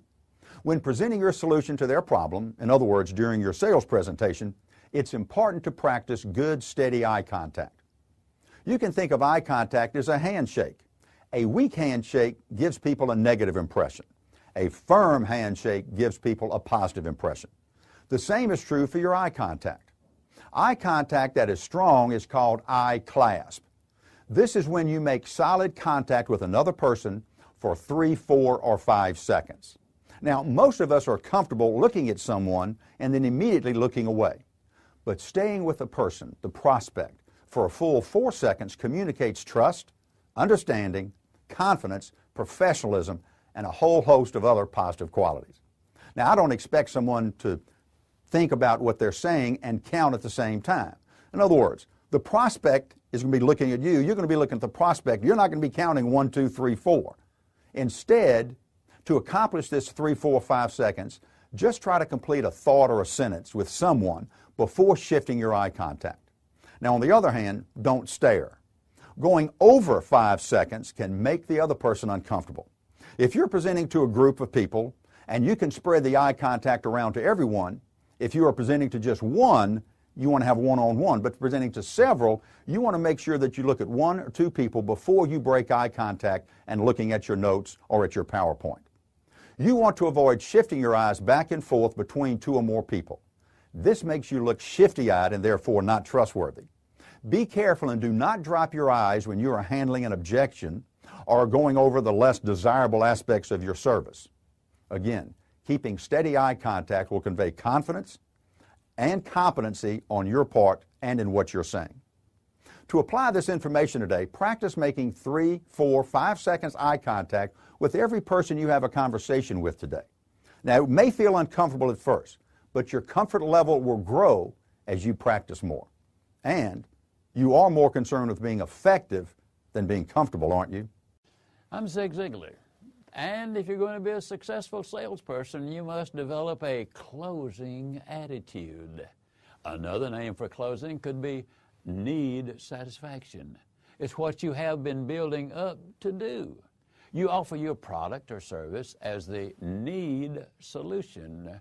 Closing sales doesn't have to be painful for you or the prospect. In fact, it's a win-win situation if you've done everything for the benefit of the prospect. Asking for the order is the natural progression that must occur. Do it pleasantly, do it professionally, and ask. The proper approach in following these suggestions will put you in a win-win situation, meaning you have now reached agreement with the prospect and you clearly understand that the sales process is something you do for a person and not to that person. The closing attitude is your understanding that you are there to solve a problem or prevent some in the future. To apply this information today, realize that regardless of circumstances, technical knowledge, type of prospect, experience, investment, or anything else, always ask for the order. If your prospect says no, the reason is most often that they do not know, K-N-O-W, enough to say yes. In that case, you begin the process of managing objections today. Go out there with a positive closing attitude and make those sales. Remember, nothing happens until somebody sells something. Today, let that person be you. A trial close is a closing effort typically made early in the sales process and commonly used to qualify interest or attempt to close after a buying signal is given by the prospect. Anytime you ask a question to seek agreement on a minor decision that leads to the major decision, you're using a trial close, aren't you? These questions tell you if you're getting buy-in from the prospect based on the response, don't they? When you add a trial close, You are asking for action, a decision that leads to the sale. They can sometimes be referred to as direct agreement questions. This is not an attempt to close, but more a test to see if the prospect is getting closer to closing the sale. Some trial close examples are, does that sound about right to you? Or along with that helmet, do these other safety items make sense together? Or you don't want to delay getting the compound interest, do you? Or it looks like you really like this. Is that true? Remember, you can't make anyone change his or her mind. You can only give them new information to make a new decision. Each time you present new information or a benefit, ask a trial close question with it. For example, did I mention the software is Mac compliant? Could your entire team benefit from the same upgrades? Or, this vitamin comes in liquid form, which means it enters your bloodstream faster than a solid tablet. So this would go down easier and better, wouldn't it? Your trial closes can also start with if. For example, if this was only available with the fax machine model, it would still be a good deal, wouldn't it? When you ask the question, pause. Let there be silence. You are watching and listening for your prospect's response. Was it a polite, I guess so? That means you've got more selling to do. Was it an enthusiastic, yes? Maybe you've sold enough and it's time to ask for the order. Was it a skeptical or sarcastic answer? And you've got to work towards adding value to your offer. Any of these signs is okay. It shows you where you are and how much further you have to go. Be careful about using a trial close too early in the process or too often. You can annoy and even turn your prospects off. Use your good judgment and tune into their body language and tone of voice to make sure there is no hint of annoyance. You can apply this information today by practicing this concept on your friends and coworkers until they ask you to go away. Only with practice will this become natural for you. The right tone of voice with the right sincerity will let you and your prospect win. Although there are literally hundreds of ways to ask for the order, we will be sharing a few from the field that are tested and reliable. It is good if you know lots of different closes, but do you know them well enough to use them at a moment's notice in the proper sales environment? In other words, learn and practice many different kinds of closes. However, make sure you know them well and can use them for the genuine good of the prospect. The key is this: don't reinvent the wheel. Go to school on other people's experience. After working with these closes a while, you will be able to personalize them and make them fit your sales presentation. The first close is the 3 questions close. You use these 3 simple questions. First, can you see where this would, and you insert the primary benefit that would cause the prospect to buy. Second, you ask, are you interested in? Then you state the benefit again. And third, you ask, if you were ever going to start this benefit, when do you think would be the best time to start? It might sound like this: John, can you see where this would save you money? Are you interested in saving money? If you were ever going to start saving money, when do you think would be the best time to start? If, and this is a big if you have made your presentation in such a way that you can expect an affirmative answer to questions or to question 1, then the process will work for you. It helps you tie the emotion of the decision to the logic of the decision. The second close you may want to try is the probability close. Once your prospect is at the moment of truth, you may ask the following questions to obtain the order or the information you need to get the order. For example, Mrs. Gonzalez, on a scale of 1 to 10, with 10 meaning you are ready to place your order, where would you stand right now? Notice the subtleties of the question and choose your words carefully. I didn't say that I meant not interested or where do you fall on the scale. You don't want to plant seeds of disinterest or falling for anything. Wait patiently for the response. And when it comes, follow with this question. If you are at 7 right now, what would it take to move you to a 10?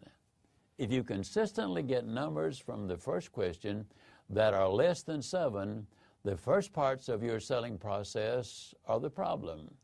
This close is best used when you are very close to getting the order but feel there's some resistance. You need to get into the open.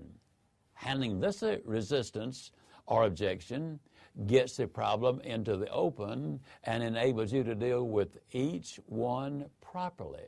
And finally, the summary close is a good basic close to know and use.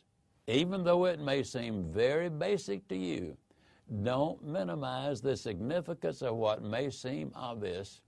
In the summary close, you recap the areas of the presentation that caused your prospect's eyes to light up, that turned the light bulb on, and then ask for the order. It may sound like this. Mrs. Whitmire, you've agreed our system provides speed, ease, and quality. You stated those are the most important benefits to you. Is that correct? After you receive a positive response, you confidently say, then, let's get the order started.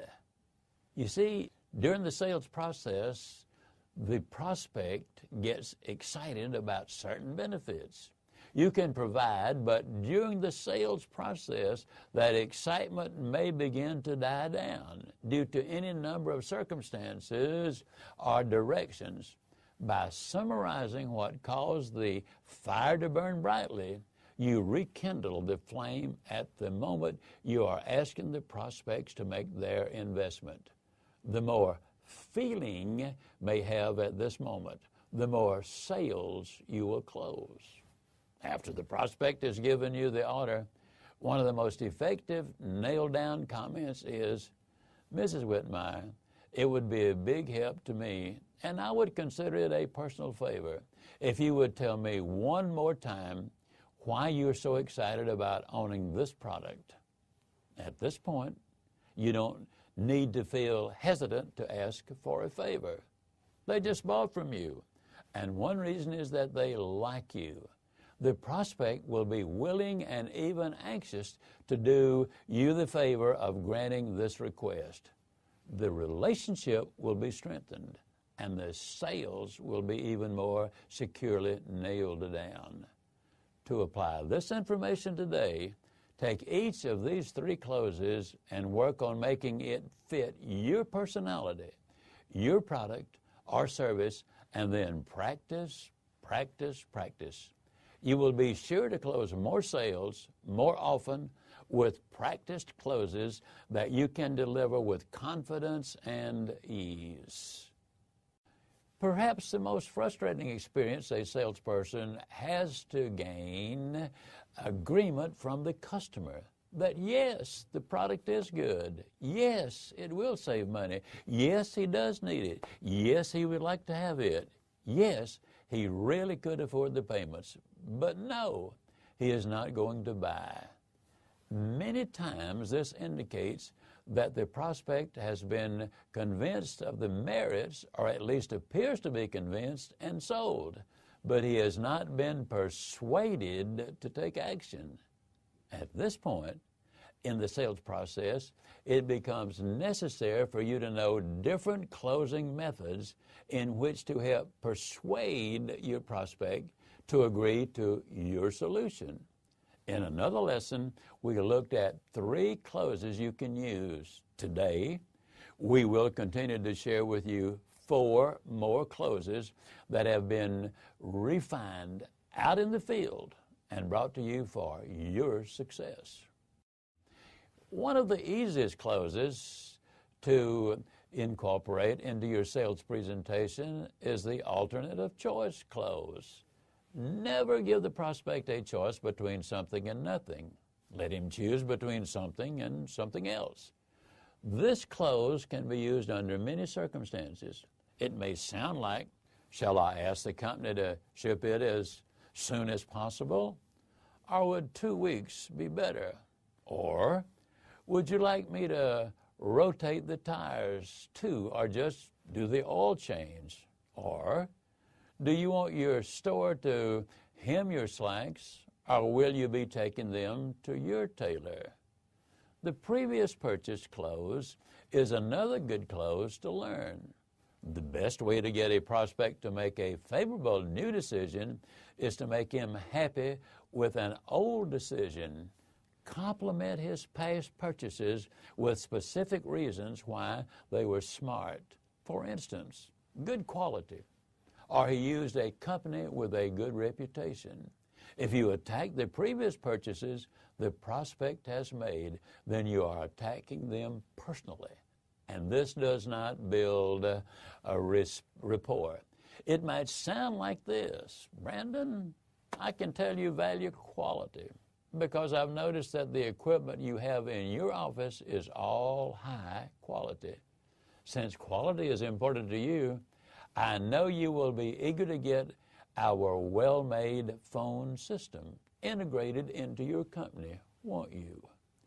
You may be able to use the spare close. If you have a product that wears out and needs to be replaced, this close may work for you.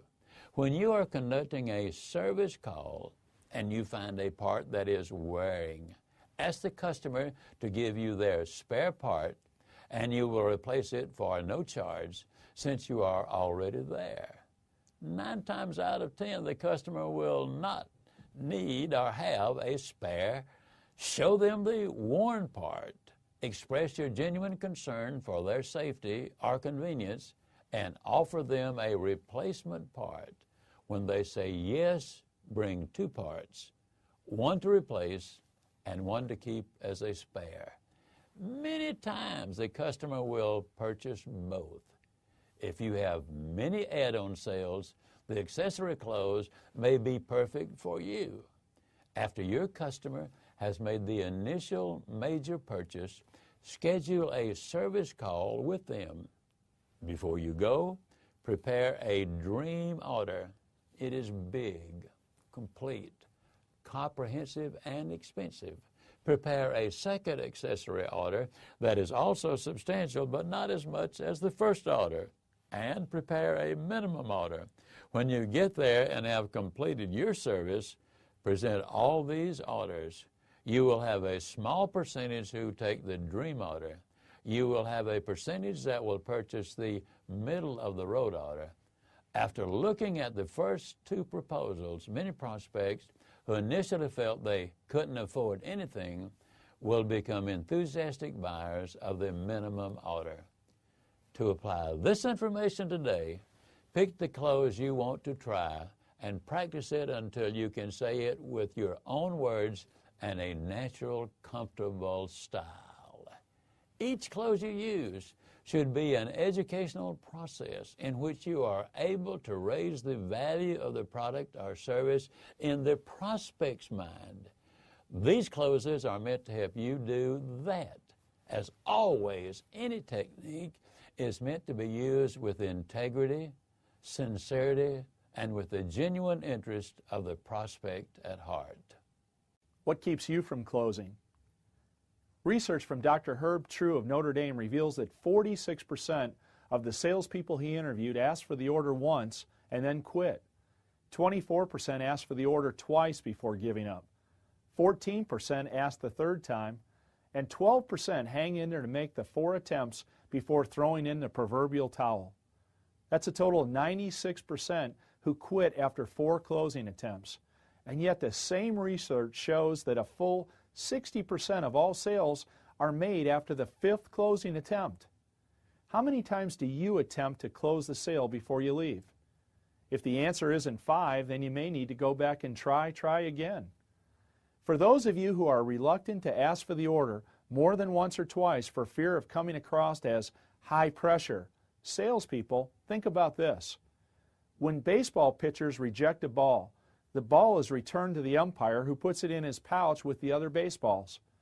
Later, that same ball will be given to the pitcher. Seldom, if ever, is the same ball rejected twice. In the same way, the prospect will look at your offer in a different light the second, third, fourth, and even the fifth time. Just as the professional baseball umpire offers the same baseball to the pitcher, so must the professional salesperson offer the same product to the prospect several times. Asking for the order 5 times or more can be extremely difficult if you A, don't have a deep belief in the value of your product or service, B, haven't done the proper job with the beginning steps of the sale process, or C, don't expect to make the sale. Not so incidentally, let me point out that between each closing effort, you must give additional reasons, features, functions, and benefits for the prospect to make the yes decision today. When you offer added information, you allow the prospect to make a new decision based on additional information. Many times we don't ask the questions because we don't want to hear the no. This is where you'll want to give yourself a gut check.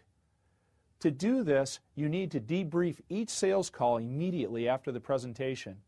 That is, get alone and relive the experience. This is most effective when you keep a written journal of your observations. Ask yourself, did I ask for the order? If not, why?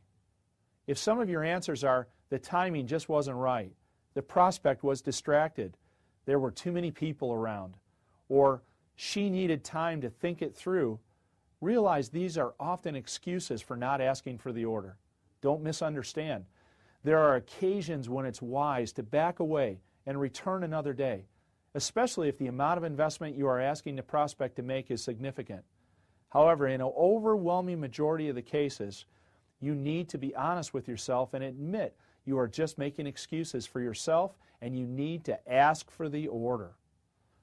To apply this information today, count how many times you asked for the order with each prospect today. If it's less than 5, then tomorrow commit to yourself that you will just try one more time with each prospect. Keep stretching yourself so that you know when you lose a sale, you know it was not because you did not give it your best effort. After you have successfully closed the sale and have the check in hand, now what? Many salespeople think this is the end of the sales process, unless and until you need to sell that customer some more. A professional salesperson realizes the close is just the beginning of a long-term relationship. Your interest in the customer after the sale plays a major role in whether she will help you make additional sales. You started this relationship based on trust, and for the relationship to continue, the trust must continue to grow. Customers must be managed reliably and confidently. You probably have many opportunities to contact the customer immediately after the sale is finished. A handwritten thank you note will certainly make you stand out from the crowd of vendors. Or a follow-up phone call after product installation. Do you have product training? A personal invitation to the next webinar or teleconference or in-office demonstration will continue to foster the relationship. It's not necessary for you to be the person doing the training or even for you to attend. Your role is to integrate the customer into your organization's processes as seamlessly and painlessly as possible for the customer. What happens when a customer service issue pops up? Are you quick to forward that email or angry voicemail to the customer service department? After all, it's their job. But wait, you have some responsibility in the process. Whether it's a quick introduction to the person or department that will be resolving the issue, or a phone call a day later to make sure the issue was resolved to the customer's satisfaction, the point is they have a relationship with you first and your company second. Help them navigate through a customer service issue. What are some opportunities you have throughout the year to contact your customers? You may have product updates, company news, or just a checking in call will be appreciated. But squeezing this into your already busy week is probably the biggest issue or excuse you have. However, the benefits of maintaining strong relationships with your customers outweigh the hassle of fitting it into your schedule. Depending on your situation, you can take the early part of the morning or the late part of the afternoon and spend 15 minutes each day in customer service and contact. To apply this information today, make an appointment with yourself for every day this week to spend 15 minutes daily writing notes, making phone calls, or checking in with customers who have already purchased from you. They will appreciate the attention and reward you with future sales and referrals. At the end of the sales presentation, whether it results in a yes, no, or maybe, the successful sales professional always asks the prospect for the names of people who might benefit from using the product or service just described. You really have to ask yourself about your level of belief in what you're selling if you're not willing to ask this question. Referrals keep the sales professional in business. Remember, no matter how good your product may be, or regardless of the quality of your presentation, you are bankrupt and out of business if you don't have someone to tell your story to. Customers tend to refer you to people on similar social or business levels as themselves. If you have a customer who fits your profile of a good customer, meaning he has a need for your product and a way to pay for your product, then more than likely his social and business associates will be very much like him. If you didn't ask the customer at the close of the sale, you can always go back and ask later. When asking satisfied customers for referrals, you must first make sure they are in fact satisfied. Clear up any service, billing, or product problems they tell you about. Even if you can't fix it yourself, alert the company and follow up after the company has corrected it. Then, ask your prospect if she is pleased enough with your service to refer you. You can say something like, "Donna, it would be a privilege to assist your friends and business partners the same way I'm assisting you. If you would be comfortable enough to share their names and information with me, I guarantee I will do my best to treat them the same way I'm treating you. Or would you rather call them yourself and introduce me?" Start by asking for names, then go back and ask for information about each one. Sometimes it helps to jog the customer's memory by painting a picture of where that friend is, for example, at the office, the club, a board of directors, or the neighborhood. Once you have the names, ask your customer whom to call on first and how to prioritize the other names. The key to continuing to get referrals is to report back to your customer, letting her know the results of your calls. Let her know whether it was good, bad, or pending. With that kind of professionalism, she is likely to think more referrals to give you. To apply this information today, ask one of your customers for a referral. Once you see how easy it is, this may become your best lead source. Beyond any reasonable doubt, if you're going to build your sales career to the fullest, you've got to do something that 95% of all salespeople never do. They never deliberately train themselves on how to use their voices more effectively.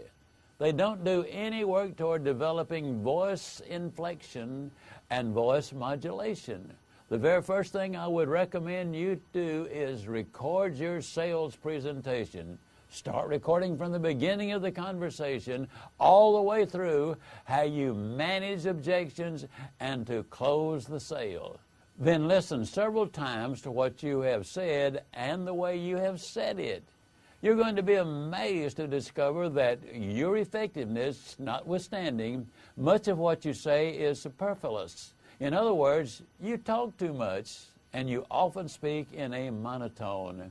You will be shocked at the non-answers you give to questions and objections and the number of times you heard what the prospect said but missed what he was saying. When you listen back to your presentation, ask yourself, would I buy from that person? I will give you just one example of how you can use your voice effectively in a sales presentation. Although I must point out that your voice is critical in all parts of the presentation, here I am going to talk about the close. When you have asked for the order and you get a price question, and I am sure that every salesperson watching this sales lesson has at one time or another encountered a price objection.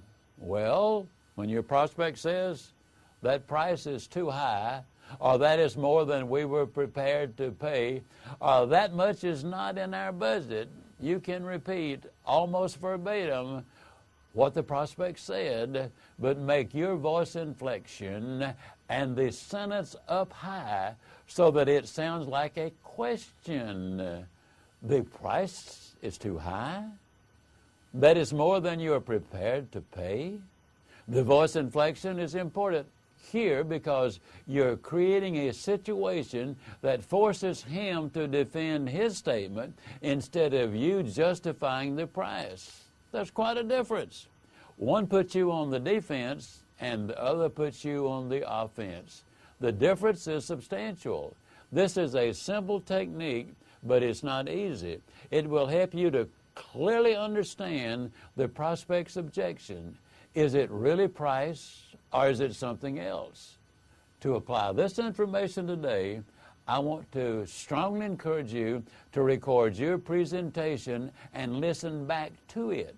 That will be one of the most critical things you can do to help yourself move to the next level of success in your sales career.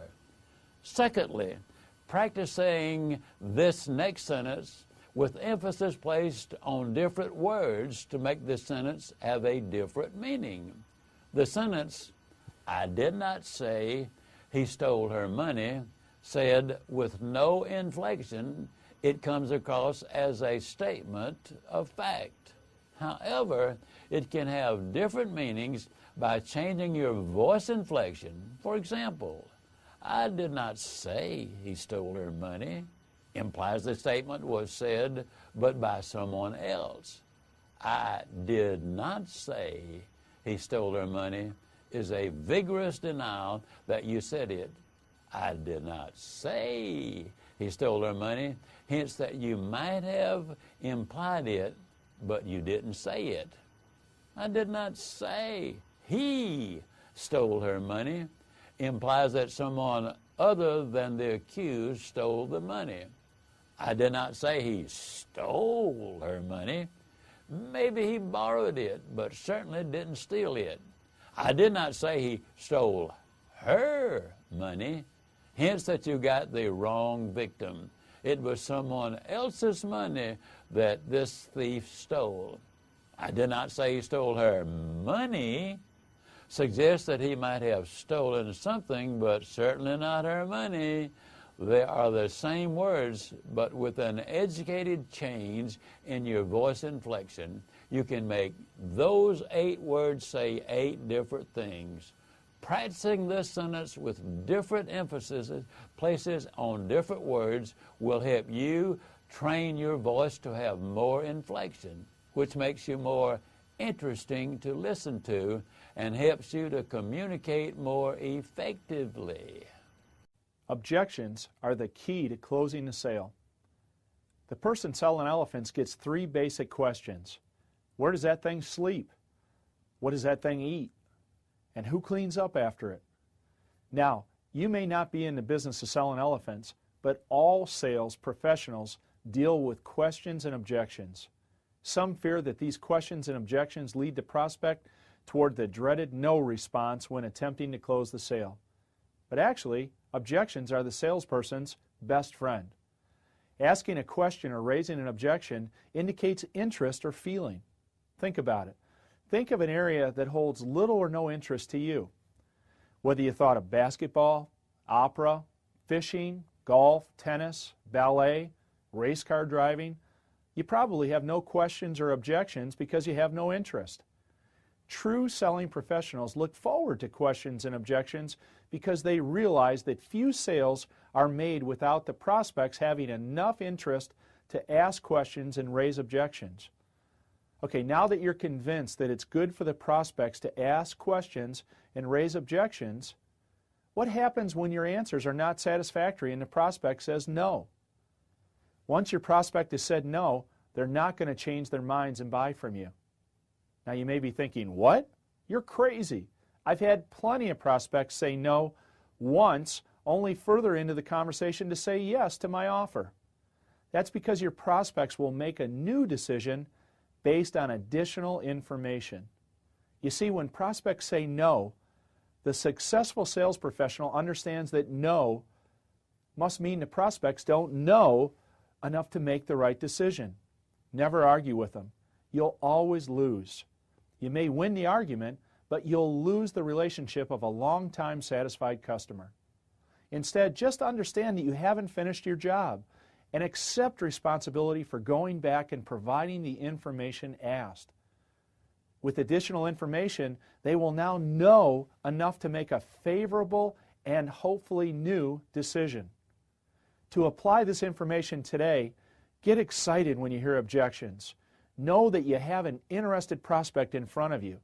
Work on providing additional information to them so that the prospect can make a new decision. When do most of your objections occur? If you receive the same objection during all your presentations, then you probably need to review your presentation. Ask yourself if you're including information in the presentation that anticipates the objection and answers it before the prospect has a chance to voice it.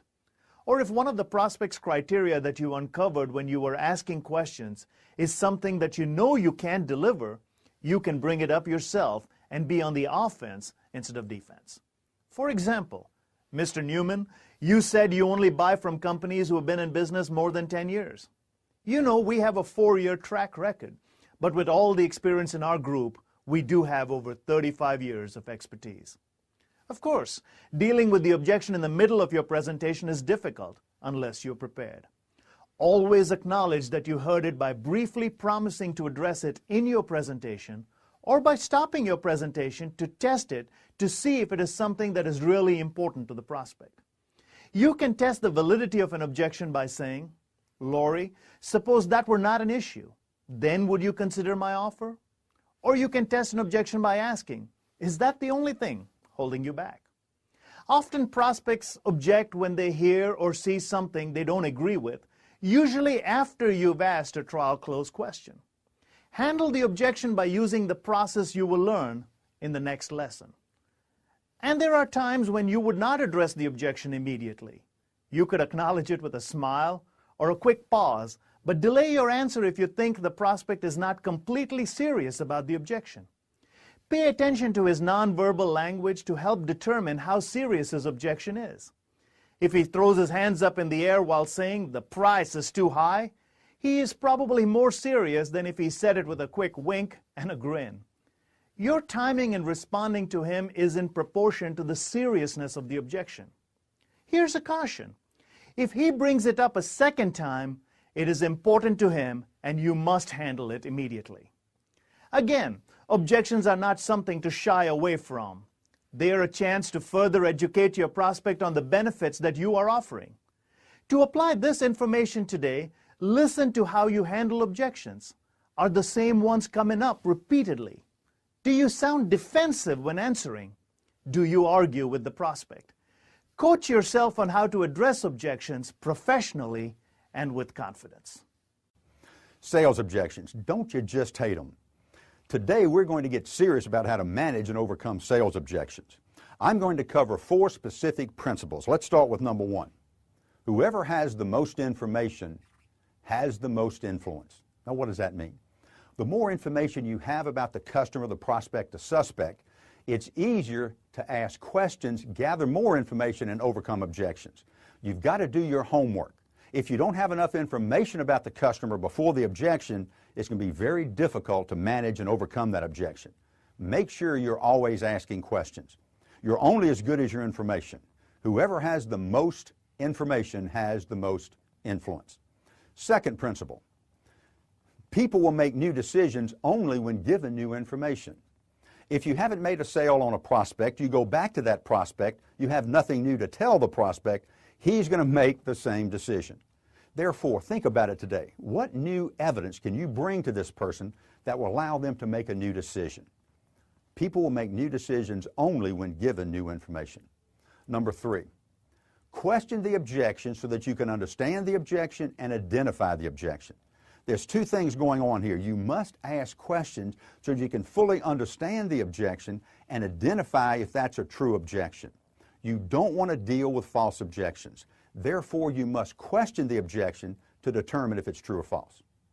Number 4, you overcome objections with evidence, not lip service, not emotion, factual, beneficial evidence. You may have a third-party story to tell this person for evidence. You may have a statistic. You may have a demonstration. If the product is where you can demonstrate it and actually have the person sit down and operate the product, drive the product, that is evidence that may overcome objections. So the 4 principles again. You need information, because if you have information, you have influence. Number 2, people do things for their reasons, not yours, which means people will make new decisions when you give them information for their reasons. And number 3, objections have to be questioned so that you can understand and identify the objections. And the 4th principle, overcome objections by using evidence, facts, statistics, third-party stories. Don't be afraid of objections. Welcome objections, because objections can be your friend. If you plug into one of those 4 principles, you'll be more successful today. You should know more about your customer than you do about your products. The more you know about your customers, the easier it is to communicate effectively with them. The more you know about your customers, the more solid your relationship is going to be with them. And the more you know about your customers, the easier it is for you to add value to your products and services. Today, we'll examine methods of adding value by your actions and by your concerns for your customers. Just what is added value? It is anything you do to serve your customers beyond their expectations. This may require you to think above and beyond your normal duties and responsibilities. Value added is creating a pleasant surprise in the mind of the customer. Now, value-added selling is not dropping the price when the customer reacts negatively to the price tag. That is discount selling, and we're not talking about discount selling. The trick to adding value is that the value is defined by the customer, not by you. As an example, you may have had a salesperson tell you in the past that their package includes 24 hours of technical expertise that's available to you. Now, that is added value, but you may be willing to buy from a discounter and pay a per-usage fee for that technical help. So the technical expertise of that package is not of value to you. This means that what is valuable to one customer may be perceived as not as valuable to another. Now, here's the question. How then do you know how to exceed a customer's expectations? If you've been doing a professional job of selling up to this point, then you should know an awful lot about the customer. By spending so much time in the beginning of the sales cycle asking questions and listening carefully, you have an idea of what is important to that customer. It may be speed. In that case, you highlight the quick turnaround time that your company is known for. It might be that you learn cash is tight, so you highlight your payment terms and how to schedule payments. You must add value to the sale by knowing what your customers want. You know what your customer wants by asking questions and building a relationship. Value-added selling is important for several reasons. It allows both you and your company to separate yourself from the competition. It creates a positive impression in the minds of your customer. It improves your word-of-mouth advertising, and it creates an upbeat and positive environment at your place of business. As it becomes more and more difficult to separate yourself from the competition, you need to understand that you are more than anything selling relationships. That's right, selling relationships. You see, you're not in the selling business, you're in the people business. The more value you give people, the more willing they are to transact business with you. One of the best indicators of good customer service is the perception by your customer is that you have exceeded their expectations. Selling is not just a constant, competent job. It's exceeding customers' expectations time and time again. Let me give you a quick example where my expectations were exceeded. The man I buy my suits from knows that I travel extensively for my business. He offered to bring my suits to the office for me so that I would not have to add one more errand to my list when I have time in town. Because he had taken the time to get to know about me, my business, my concerns, he knew that time with my family was precious when I was in town. Do you think I ever think about going anywhere else to buy my clothes? Of course not. No way. Once you begin to look for ways to add value, I know you can find them. To apply this information today, brainstorm on your own, or with a team of at least 6 different ideas on how you can exceed your customers' expectations. Now, there are dozens of ways you can add value to your day and to your day-to-day interactions with your customers, from handwritten thank you notes to follow-up phone calls. Another way is to clip articles from newspapers about your client and send it to them or hand it to them the next time you meet with them. Added value is a great selling tool. It shows that you really care about the customer as a person. It shows that you are tuned into their needs. It shows that you care enough about them to go the extra mile. Upselling is a term used to describe moving a customer up to an upgraded product or adding a different product or service at an increased cost. Let me stress, upselling is something you do for the customer, not to the customer. In other words, it should provide an advantage or benefit to your customer. Upselling occurs after the customer has made the initial buying decision. You want to offer additional related products to their initial purchase. The classic example of upselling is when you place your order for a drink or burger at a fast food store, and they always say, "Would you like fries with that?" How strange would it be if they asked, "Would you like car insurance with that?" No. When upselling, you want to educate the customer on other products or services you have that will complement their buying decision. Do you have volume discounts, extended warranties, protective storage bags for the product, software? You get the idea. There are 3 basic methods you can use to upsell when dealing with a customer, either face-to-face or on the phone. First, you can ask a question. Second, make a suggestion. And third, explain the advantages. Let's look at the first method, ask a question. Questions will help you have a basis for offering the upsell. Ask how they plan on using the product or how often they will be using the product. For example, "Mr. Jenkins, how many of these brochures do you think you will use in a month?" You may be interested to know that we have volume discounts that may prove beneficial to you. Let me tell you what they are and see if they make sense to you. Or secondly, you can make a suggestion. If you know the buying trends of your customers and your products, you can say, "Other people who have purchased this product have also shown interest in these products." Or you can quote the experts. For example, "Experts recommend when you purchase a car that you also get upholstery protection and undercoating." Or you can make the suggestion this way, "Mr. Customer, since you're doing this, may I suggest this, and the benefit to you is this." It may sound like, "Mr. Jenkins, since you're doing so much more copying these days, may I suggest our volume copy card program. The benefit to you is the reduced price for your copying needs." Or the third method is to explain what the options are and the advantages. Many salespeople leave money on the table because they didn't explain all the options to the customer. You say, "Mr. Customer, here is an option, and let me explain the advantage to you." For example, "Mr. Watts, you have said that you're traveling a lot lately. I'd like to explain the advantages of our nationwide membership program." And then you would go on to explain the benefits and ask if he is interested in enrolling in the program. So when should you upsell? There are opportunities all around the sales process. You can email existing customers offering a product they don't have or that you think they may like based on what you know about them. Or when you call to thank them for the order, you can suggest a complimentary product they may want. Of course, during the buying phase of the sale, it is a good time to suggest additional purchases. After the initial decision to purchase from you has been made in the prospect's mind, that is the time, and it is easiest then to keep the momentum going. Present your upsell in a positive, assumptive manner. To avoid sounding pushy, begin the upsell with a brief benefit and then ask for the customer's permission to elaborate or describe it. Don't overwhelm the customer with a laundry list of all your other products and services available. The rule of thumb states 3 products are the most you want to offer at any one time.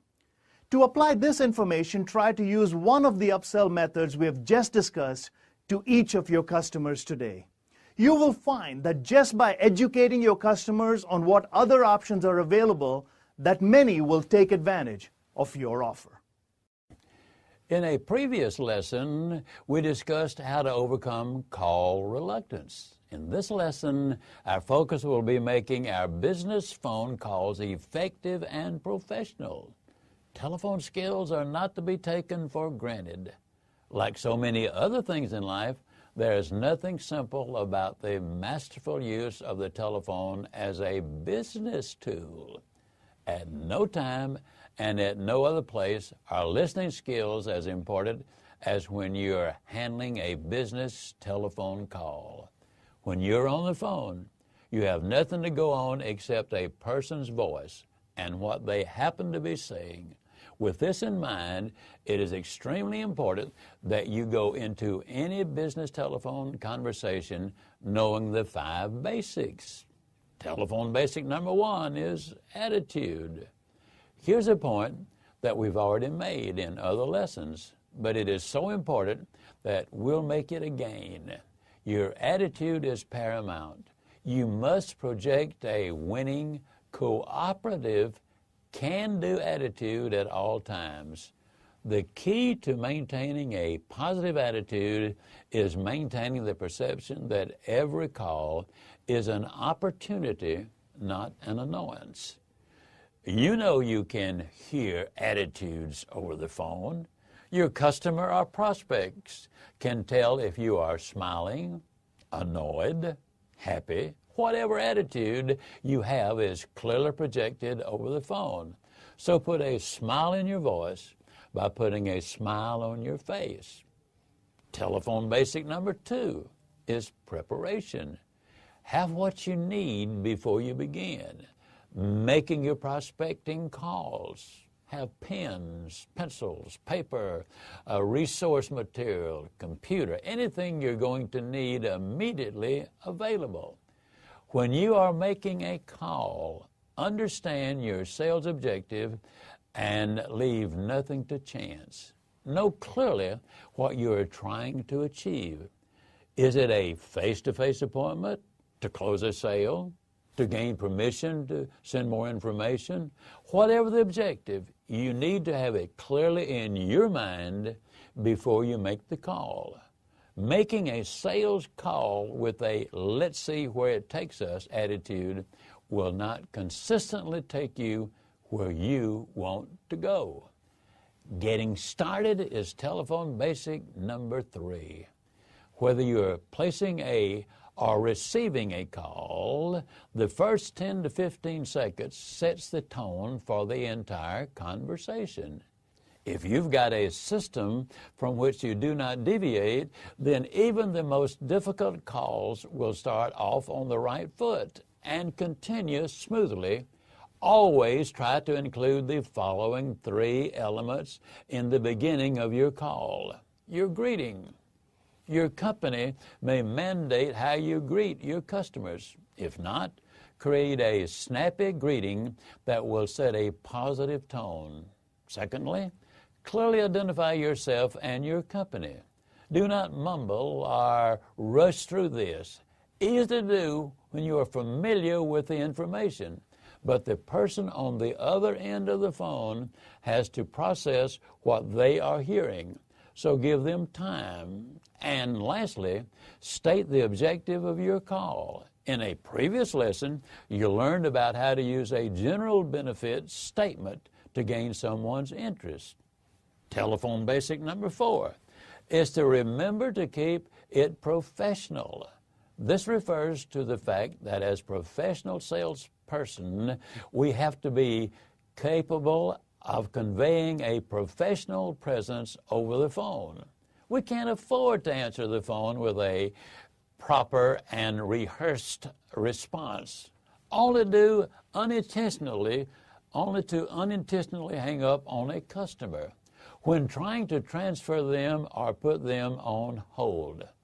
There are several common events that potentially take place during the course of an average telephone call. Take the time to become proficient at them. We all know people who have worked in a given office situation for years and still don't have any idea of how to transfer or conference a call. Learn the system that you work with so that you give the customer the security of knowing they are dealing with a professional. Telephone basic number 5 is to be aware of lasting impressions. The last thing the person on the other end hears will possibly be the only lasting impression you will leave. Leave a good impression. The end of any call should include a thank you. Show courtesy and appreciation for the person spending their time with you. A final confirmation of the information delivered or action required, and lastly, a friendly goodbye. To apply this information, monitor yourself as you use the telephone today. Which of these basic 5 telephone skills do you need to work on to improve your telephone presence?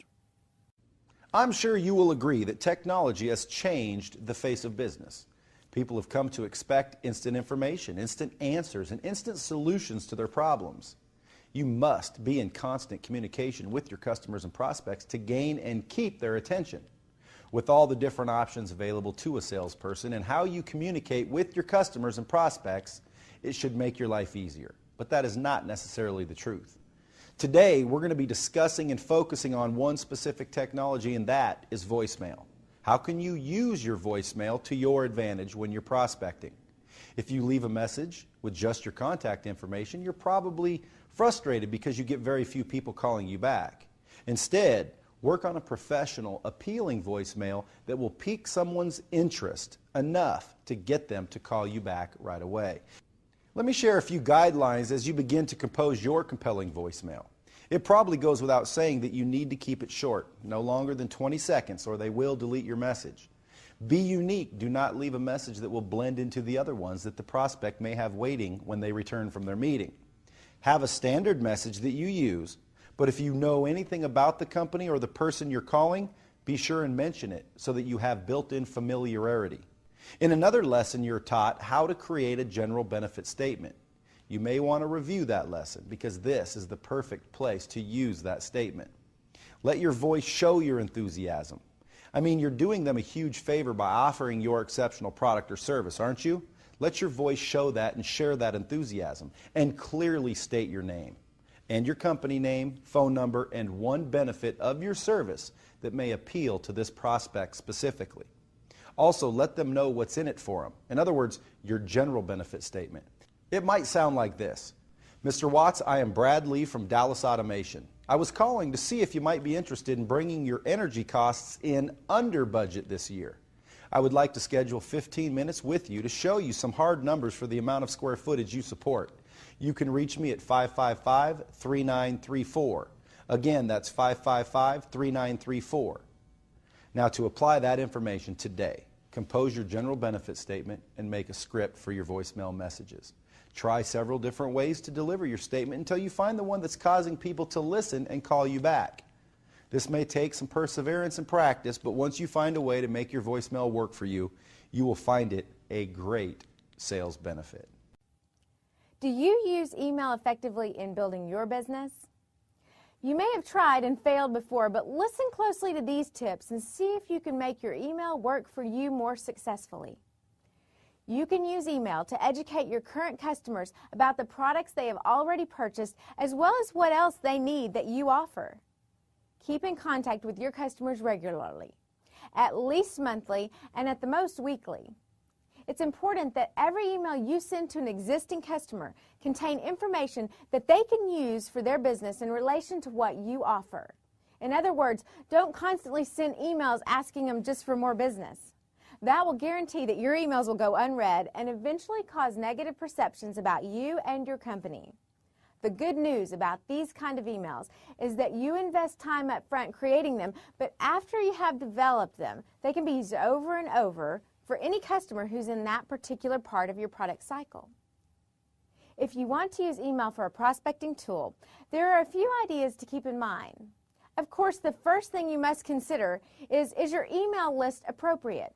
Do you have the correct list of people for your offering?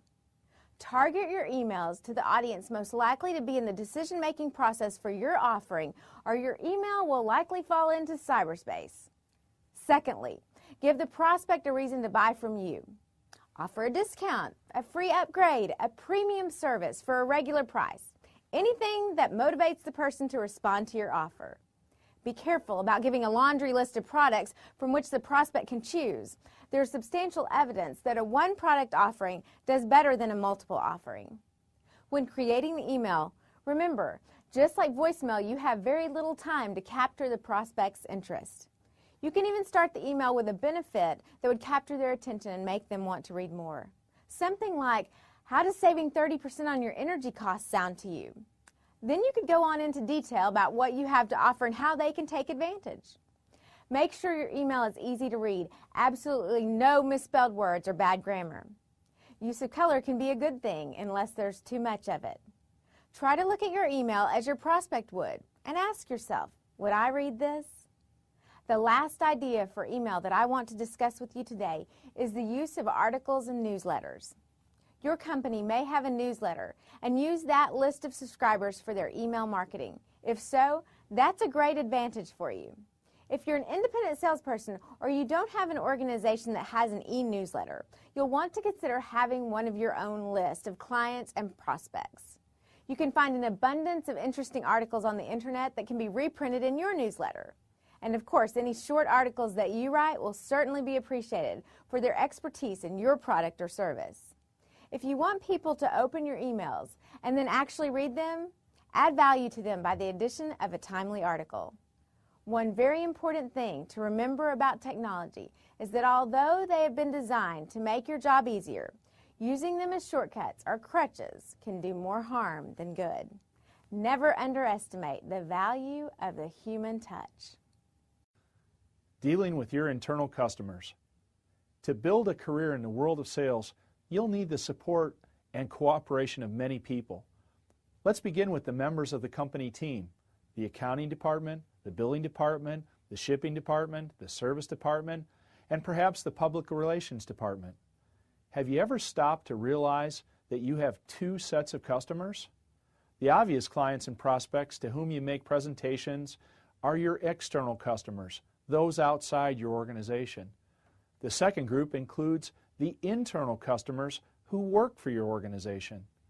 Obviously, you're not selling the same products and services to both groups, but you are selling.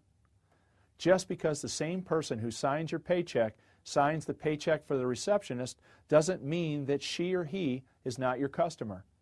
The accountant, the shipping clerk, the administrative support team, and service managers are due and deserve the same courtesy, if not more, given to your prospects.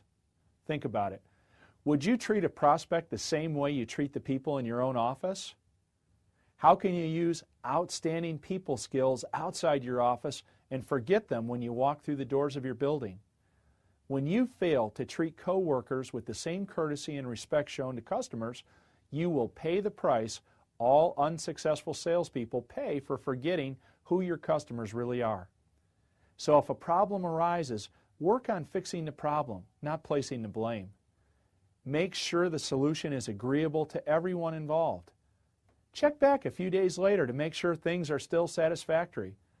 Taking the time to treat your internal customers with respect and a sense of urgency will help you to build a solid reputation inside your organization.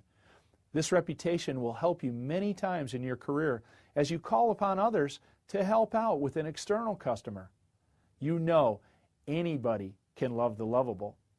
There's no talent involved in caring for the person who cares for you. A basic of success in life, as well as in sales, is learning to love the unlovable.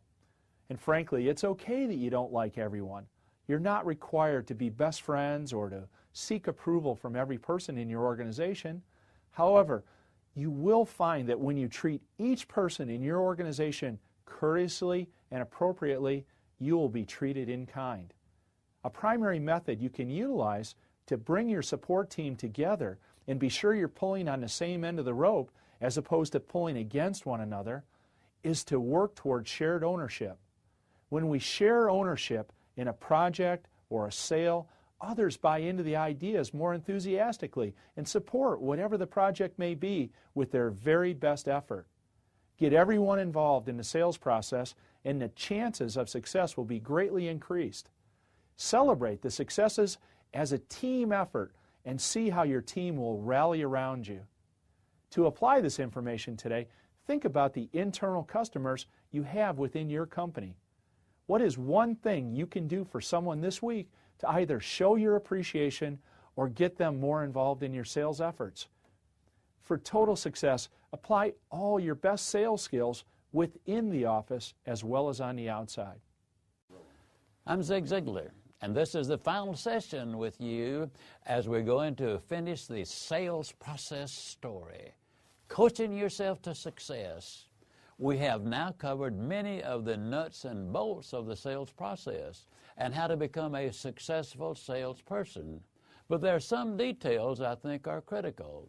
You can acquire knowledge from books or CDs, the internet, your coworkers, or seminars. You can grab hold of knowledge and put forth the effort to make it work for you. One of the things you need to do is keep a detailed record of your sales efforts. Research has solidly proven that those salespeople who keep copious records of their activity and the results of that activity are far more successful in their closing ratio than those who do not keep such good records. It just makes sense. You're in the best position to coach yourself to excellence. Like any good coach, you need to know the score. How many phone calls does it take to get an appointment? How many times do I ask for the order before I close the sale? What is my goal for the month, broken down into daily quotas?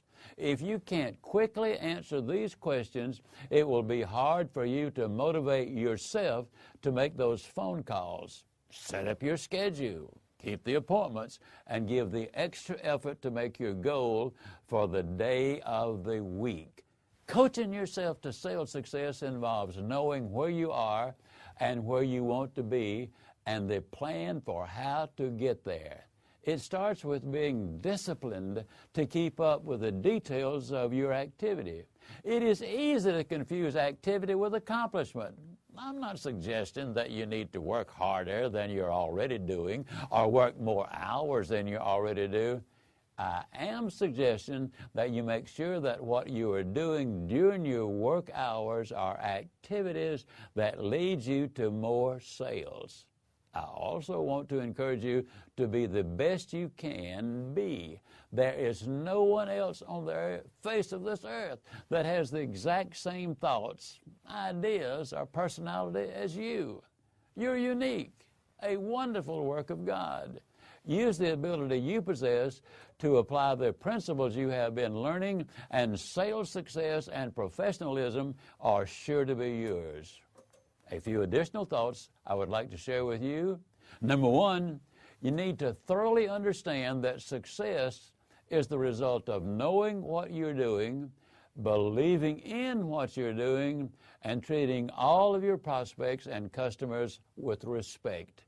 Keeping all of your promises, becoming a constant student, learning and listening by following the right techniques, and learning the new things that will make a difference in what you do.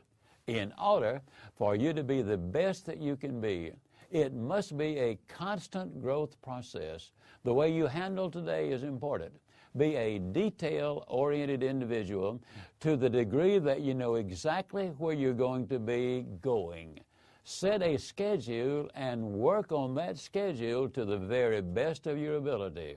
Yes, sometimes things do occur to make that difficult, but please remember, you are in business for yourself and many times by yourself. The most important attitude you can have is the attitude of understanding that you are in business for yourself and your success depends on your commitment, your optimism, and your enthusiasm, your knowledge of what you're doing, your love for what you're doing. I believe the most important philosophy you can have is the clear understanding that you can have everything in life you want if you will just help enough other people get what they want. You need to also understand that success takes place in your mind and in your activities, not in what somebody else thinks or believes that you can or cannot do. You are in business for yourself. You're on your own. You are an entrepreneur. You are a winner if you see yourself as a winner. If you believe in what you're doing, if you become a constant student so you can keep on finding new thoughts, new ideas, new prospects, and you are working with more people who know more things about the business than you do. You learn from your trainers, your employer, the people in the same industry. Follow through on the right principle with the right intent, and chances are pretty good that you will become a sales champion. Does this mean that you will always be up? No, it does not. But it does mean that you still are in charge of your own attitude. And if you work on an organized schedule, selling a product that you thoroughly believe in, understanding that the sales process really is something you do for the prospect and not for the prospect or to the prospect, and understanding that the sales profession is highly honorable, success will be yours. You must also clearly understand that most important thing you can do is to do everything with integrity. Build a reputation of that so that when somebody mentions your name, they will say, "Here is a man or woman I can trust. I like to do business with him or her." Work hard. Be a constant student. Work on a schedule. Sell something you fervently believe in and clearly understand that the commission you make is minute compared to the benefits you have to offer to the person you are doing business with. That's right. You make a few bucks, perhaps on each sale, but that customer can acquire a product, goods, or services that will enhance many areas of his life. Again, the sales process is something you do to love and believe in. Continue to study and grow. Serve your customers well, and they will reward you with a tremendous amount of financial success and a satisfaction that cannot be reached in many other professions in the same way.